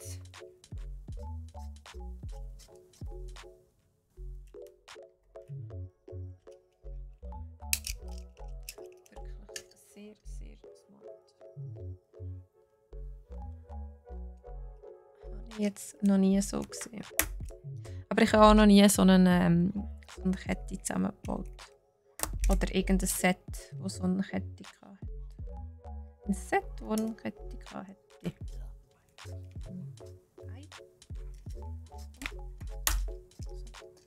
Ah! Fast wie ein Armband. Fast wie ein Armband.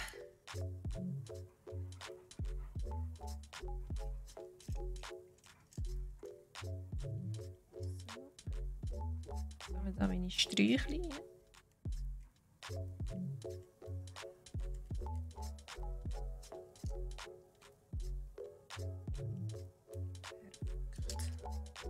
Ei, dann habe ich wirklich.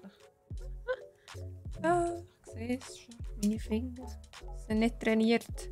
Sie sind nicht trainiert, um Klemmbausteine zu machen. So. Hey! Nein, keimen nicht auseinander. Das ist mir jetzt auseinandergekriegt. Da muss man dann einfach ein bisschen aufpassen. So. Erste Gras. Der nächste Gras.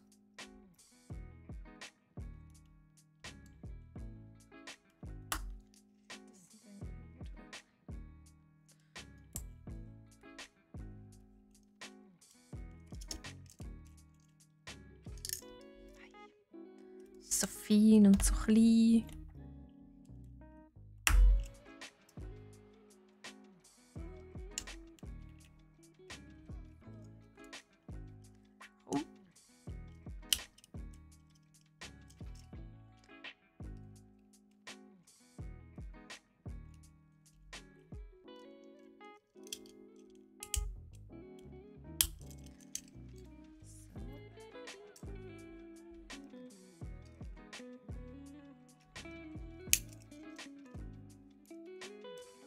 Da fängt mein Tag erst richtig an. Jetzt bin ich erst so richtig fit.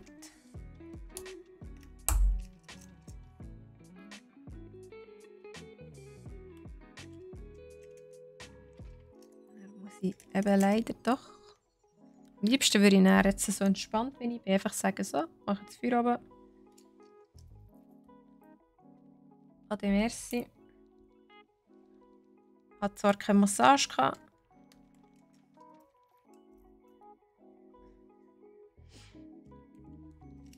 bin gleich tiefenentspannt. So. Der nächste.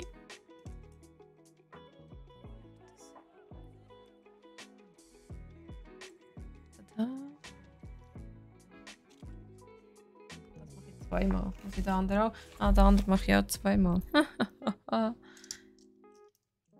Lesen sollte man. Sagt er, oder sagen euch, wenn wir lesen, es wird so viel vereinfachen.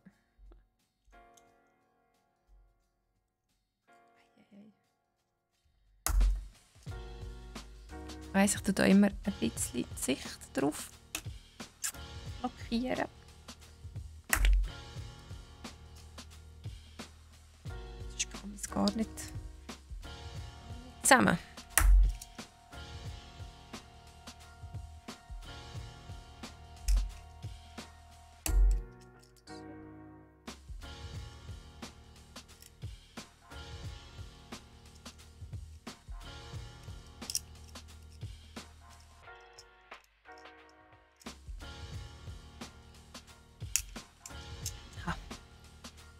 Ich weiß gar nicht, ob ich das schon jetzt vorhin mal irgendwo gesagt habe. Vielleicht hat ihr auch schon gemerkt, wie ich Gedanken springen amigs recht. Vom einen Thema zum anderen. Aber das hier ist eigentlich mein erster Stream allein. Ich war schon mal mit der Steffi. Das war mega lustig. Und eben letzte Woche mit dem Cyril kurz. Und ja, ich habe noch nie auf Twitch gestreamt, weder privat noch vom Geschäft aus. Ich hatte schon Panik gehabt, dass ich da es nicht schaffe, alles einzustellen. Ich habe auch da hinten unten so eine mega schöne Anleitung, die mir der Cyril gegeben hat. Wie, wo, was, das ich machen muss.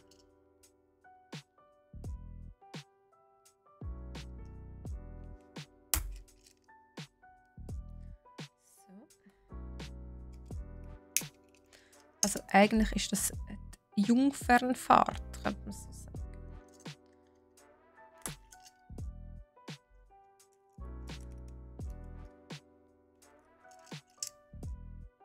Wenn ich ein Schiff wäre.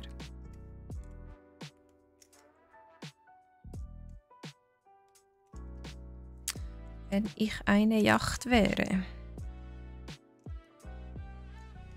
Bin ich aber leider nicht.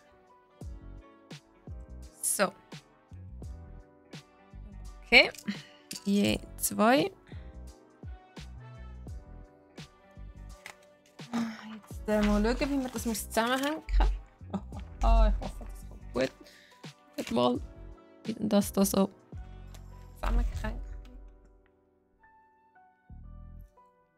Wieder rechnen. Also.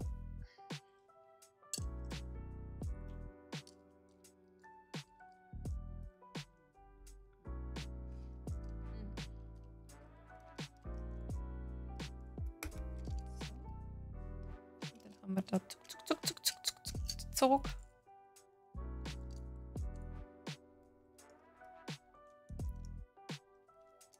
Ah. Nochmal der Zug. Eigentlich macht es recht Spaß. Wenn meine Finger nicht schon so wehtun, finde ich es eigentlich recht lustig. Das wäre, da steht jetzt noch Remove Temporary Pieces. Also das war wirklich einfach ein Temporary Pieces gewesen. Und das lustige Ding.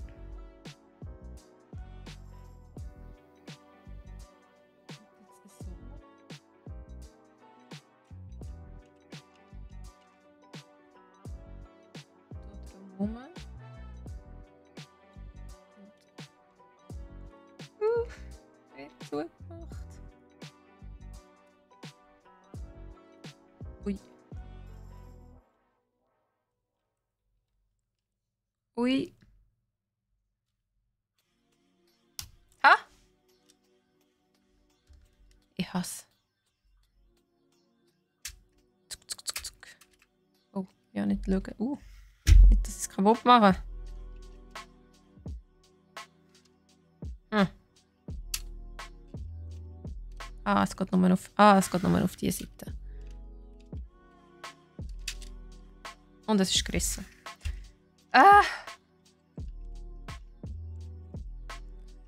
Sisyphus-Arbeit kann man dem auch sagen.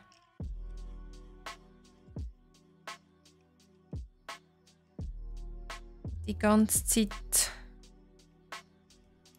den Stein auf. Es ist ja kein Stein, es ist das Bändchen zumachen. Aber der Sisyphus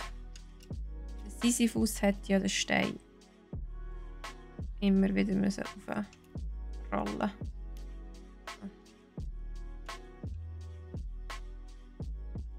Hi, excuse me. Hi. Ja, gell? Ich habe mich ein bisschen weiblicher gekleidet heute. Ist aber lieb, dass du sagst, dass ich super aussehe. Mir geht's gut und dir?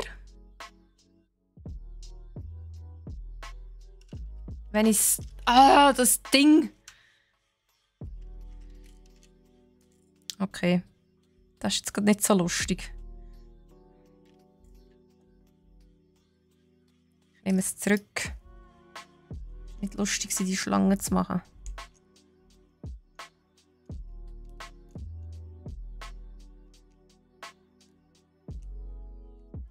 Ich bin gerade das Pikachu am Zusammensetzen von Mega Constructs. Ich kann es schnell zeigen. Ich habe es hier oben rein. Ein riesiges Ding.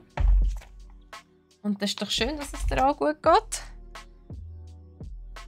Also mir geht es jetzt dann wirklich langsam nicht mehr gut, wenn das da nicht rein will. So. Also ich muss sagen, es ist ein cooler Bausatz. Jetzt bin ich einfach gerade ein bisschen tilt.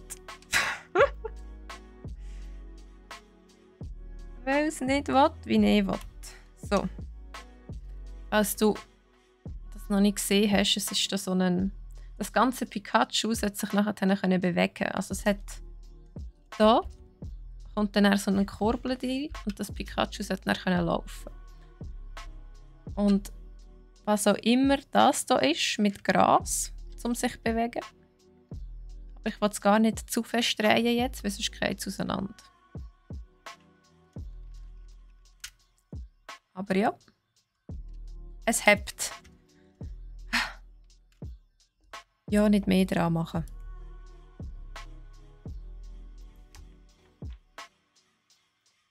Und das wäre eigentlich auch schon der Sack 4 gewesen. Ich muss mir jetzt eben gerade überlegen, wir haben noch 15 Minuten. Sack 4? Habe ich jetzt einen Sack... Nein, einen Sack 5. Ich habe den Sack 5 gar nicht. Ha! Ich muss den Sack 5 noch suchen. Oder schnell schauen, wie viel Sack 5 hier noch mit sich bringt.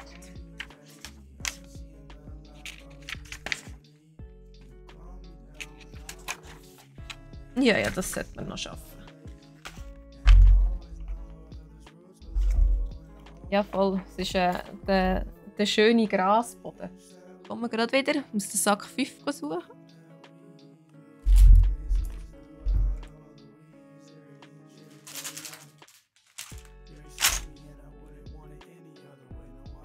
Das war ein schnelles Suchen.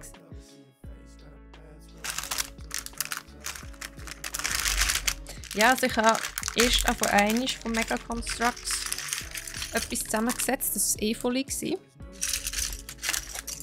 Und was mir eben dort so ein bisschen im Kopf geblieben ist, dass es recht harte Teile hat. Also das Zusammensetzen recht viel Kraft braucht. Und das habe ich jetzt auch bei dem ein bisschen das Gefühl gehabt. Und ich habe auch irgendwie das Gefühl, es ist nicht ganz gerade. Es ist so ein bisschen gebogen. Aber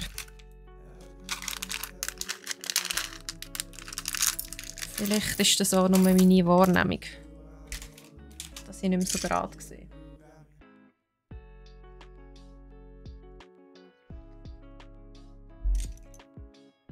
Ah, ja, voll. Du bist der Justifier-Gewinner gewesen. Ah. Ja, bitte, bitte, gern geschehen. Hast du ihn schon zusammengebaut?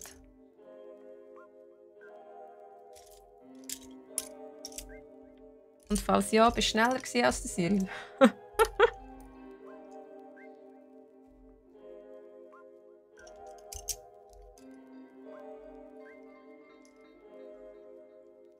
Ist natürlich auch ein mega cooles Set.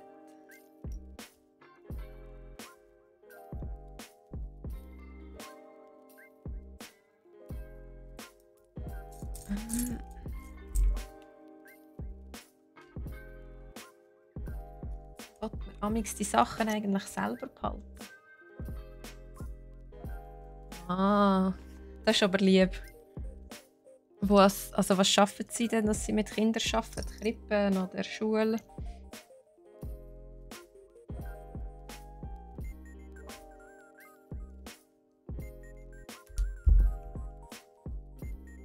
Kinderheim. Ah, ja, das finde ich in dem Fall eine gute Lösung. Da haben Sie sicher Freude dran.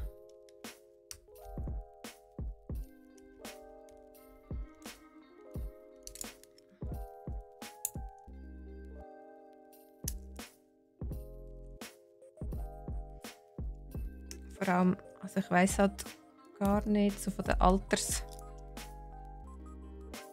Altersangaben, aber so wie ich es recht in Erinnerung habe, hat sie eigentlich im Kinderheim durchgehend alle Altersklassen drinnen, oder? Also es sind nicht nur kleine, oder habe ich das falsch im Kopf?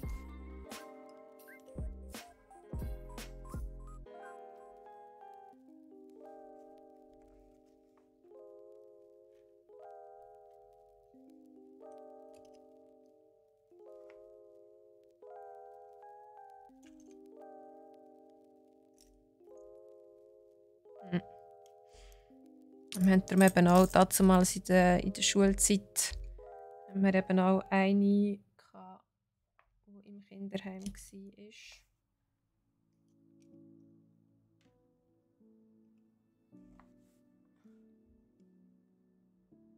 Also wir sind einmal zu Besuch gewesen.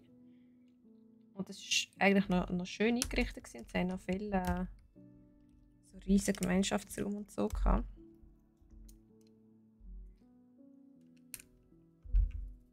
Aber ja, es ist sicher sehr schön, wenn dann deine Freundin das mit den Kindern zusammenbauen kann.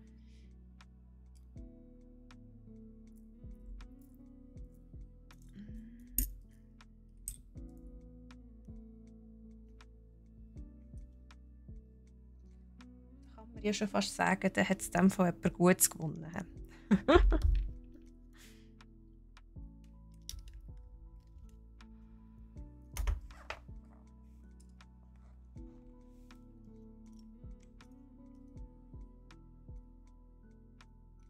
Und was hast du so gemacht?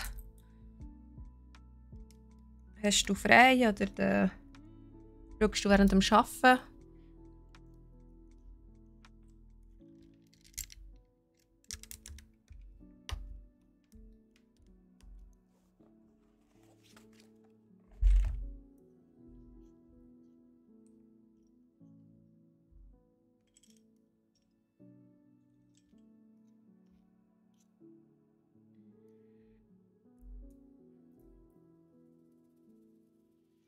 Ich muss schauen, dass ich in den Stress komme. Zum Glück habe ich kein Meeting mehr nachher. Hören während dem Arbeiten ein bisschen zu. Das ist halt schon gäbig. Hast du das auch schon vorher so ein bisschen machen im Geschäft oder hat das einfach wirklich das Homeoffice also einfach durch das Homeoffice, wo du so die Möglichkeiten hast? Das kannst du zulassen. Weil, also ich bin halt auch jemand, ich tue auch gerne während dem Arbeiten etwas hören. Und früher so im Büro hast du ja irgendwie die Möglichkeiten nicht gross gehabt. Also ja, hast schon die Kopfhörer anlegen, aber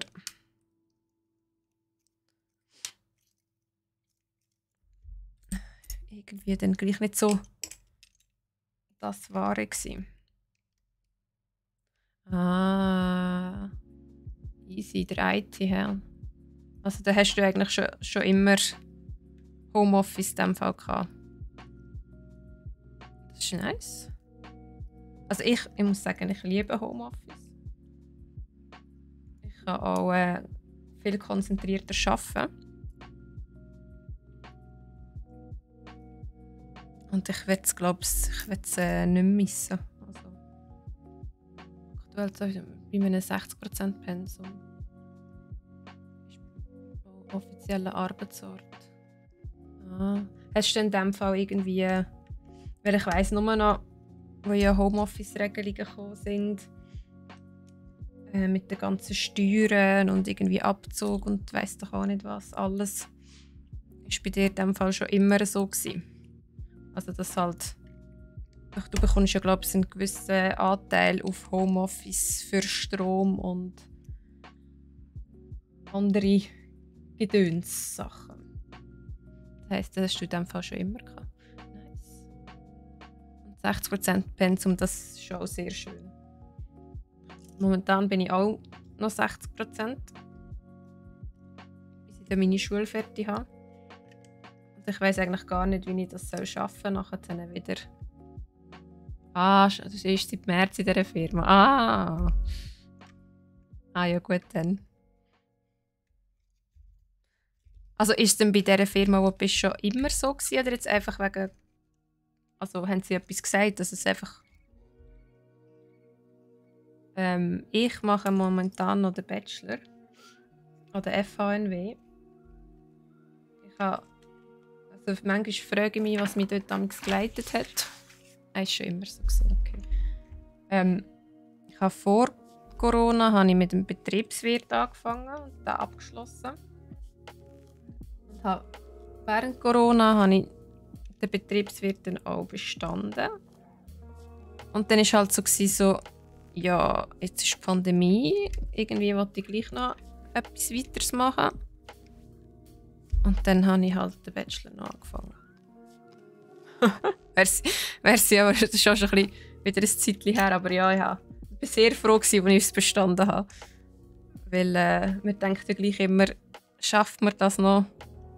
Kann man noch so Schule machen? Also ich bin nie wirklich eine Person gewesen, die gerne in die Schule ist. Ich habe das immer grauenhaft gefunden. Und darum habe ich gefunden, machen wir gerade noch mal weitere 3 Jahre mit dem Bachelor. Aber ja, was man nicht alles macht. Was hast denn du in dem Fall gemacht, dass in der IT einfach Lehre oder auch studiert?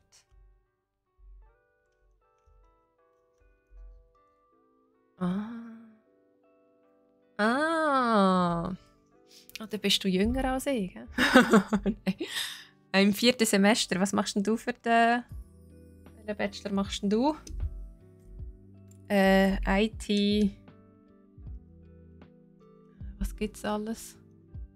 Digitale System, keine Ahnung.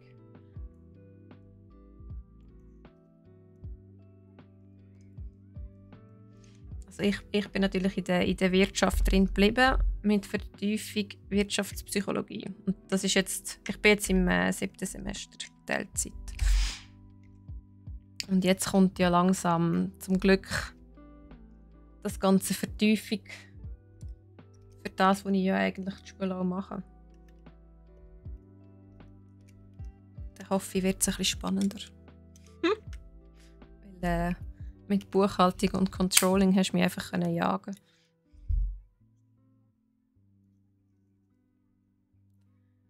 Ich habe mit BM nach 5 bis 6 Jahren gearbeitet und jetzt in der Pandemie mit dem Bachelor of Science in Information und Cybersecurity berufsbegleitend. Das klingt aber auch recht spannend. Plus denke ich, bist du dann sicher mega, also fast noch mehr gefragt auf dem Arbeitsmarkt, als wahrscheinlich jetzt schon bist. IT ist ja immer. IT hört man ja immer, das ist das. Du setzt sich das da gerade richtig zusammen. Eigentlich schon.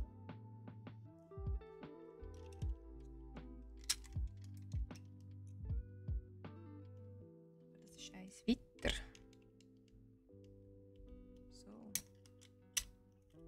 So. Ich hoffe es. Ja, ja. IT ist ja wirklich etwas. Gut, das hat man auch schon vor gefühlt 10 Jahren gesagt. Du musst in die IT. Da findest du immer etwas. Ja, das kann ich mir vorstellen. Ist denn wo hat deine Firma Hauptsitz? Wenn sie natürlich Zürich sind, dann gratuliere. IT, ich habe auch einen Kollegen, ist so ein bisschen über IT, aber mehr Beratung. Der hat auch immer Alten. Okay. Ah, da kannst du froh sein, musst nicht die ganze Zeit auf Alten. Du hast dann auch das Studium ist auch in Alten an der FH, oder bist du in Bruck, oder? Ah, stimmt, ja. Mehr Ferien, ja.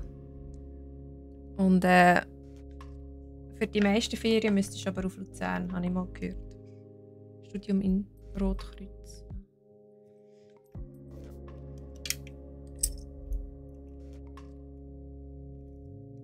Nice, aber dann hast ja du eigentlich auch, bist du in dem Fall eigentlich voll beschäftigt.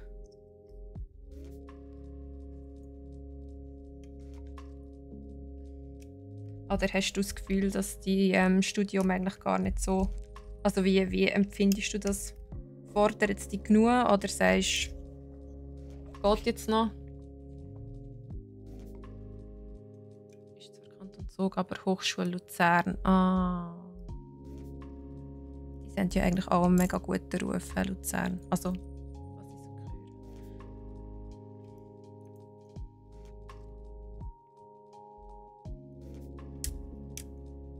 was ich so höre. Also mal so.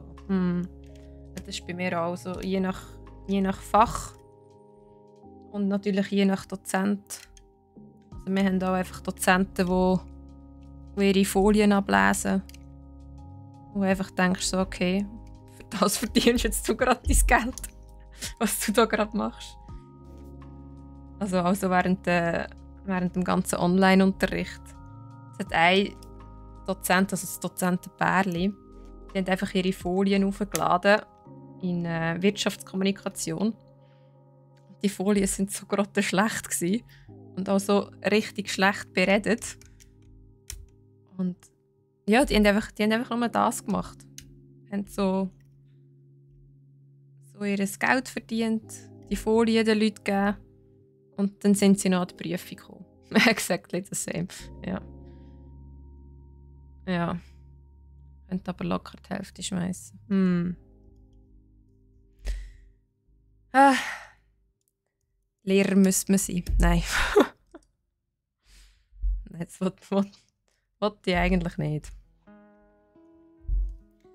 So, wir haben es jetzt auch gleich. So wie ich jetzt gerade gesehen habe, ist jetzt auch schon 3. Aber das Säckchen machen wir noch fertig. Aber es ist immer schön, mit den anderen Studierenden zu reden.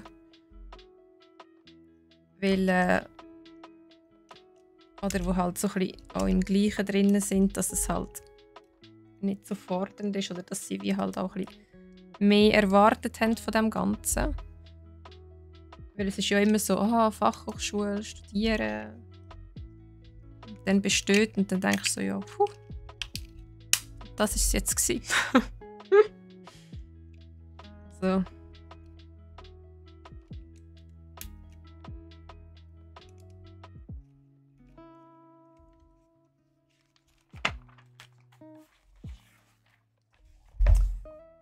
Also ja. Aber was man nicht alles macht für mehr Lohn, das ist schon so.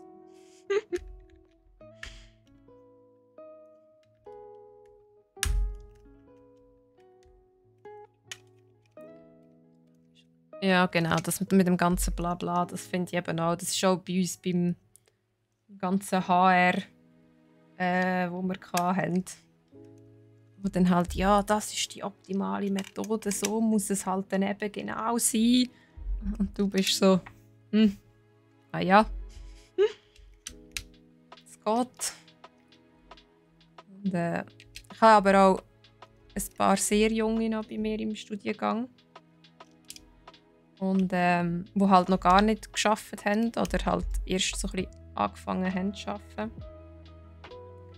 Für die ist halt das dann wirklich das, was die sagen, ist es so. Und die kommen dann irgendwann wirklich in die Berufswelt rein. Dann ja, merken sie es dann, dass es vielleicht nicht einfach nur so ist wie in den Lehrbüchern. Und halt das schon geschafft.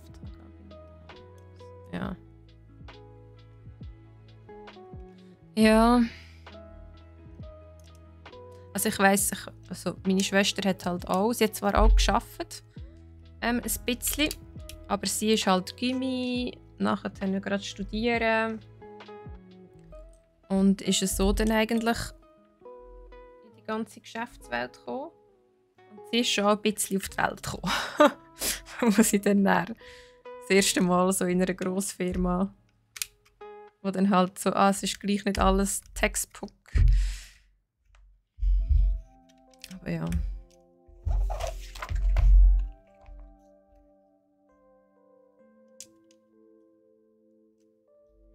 Was will man?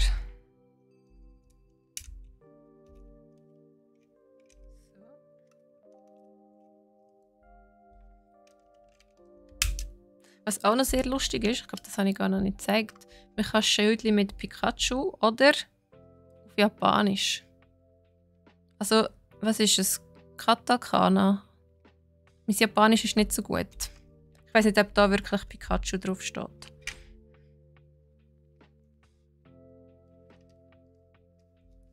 So.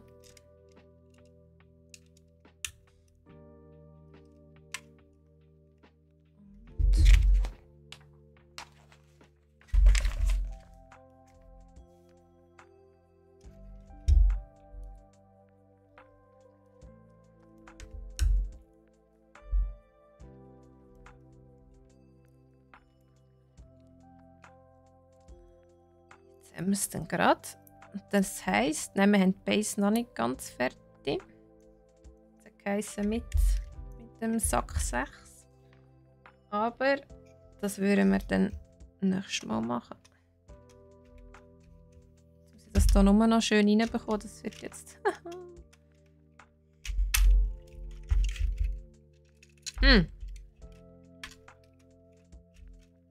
Das wird jetzt noch ein Gewurstel.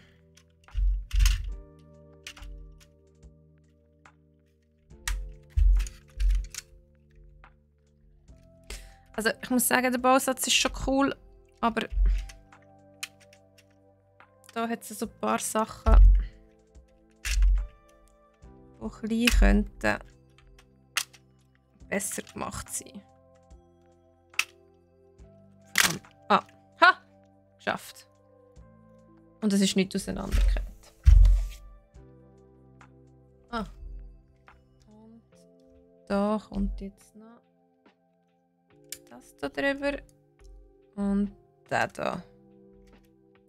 Und dann haben wir eigentlich einen guten Teil von der Base. Tada! So weit sind wir gekommen. Nächstes Mal geht es dann weiter. So. Ja, ich würde sagen, das wäre es gewesen. Schön habt ihr zugeschaut. Nächste Woche wird wahrscheinlich eben eine Pause sein, weil ich bin auch nicht rum. Und dann gibt es mal eine Klemmbausteine-Stream-Pause für eine Woche. Was wir mit all diesen Figuren machen, das sind die meisten sind da. Dann hat es dort auch noch ganz viel. Aber ja, ich glaube, wir müssen uns dann mal überlegen, noch ein weiteres Regal zuzutun. Und Mal schauen, vielleicht dann auch mal verschenken. Aber wenn es halt schon zusammengebaut ist, ist es halt schon nicht mehr so cool. Um dann das nachher dann nicht zu verschenken. Ich hätte auch ehrlich gesagt nicht gedacht, dass wir so schnell sind mit dem Zusammenbauen. Also ich habe wirklich gedacht, wir haben damals ein bisschen länger an diesen ganzen Lego-Sets. Oder anderen Sets.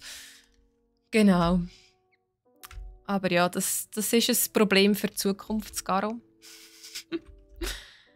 Und ja, ich würde sagen, danke euch vielmals. Hat mir Spass gemacht. Ich freue mich eigentlich schon aufs nächste Mal, wenn ich da ein bisschen wieder klötzeln kann. Das ist recht angenehm. Und ich wünsche euch eine super schöne weitere Woche, noch einen schönen Nachmittag und wir sehen uns. Tschüss zusammen.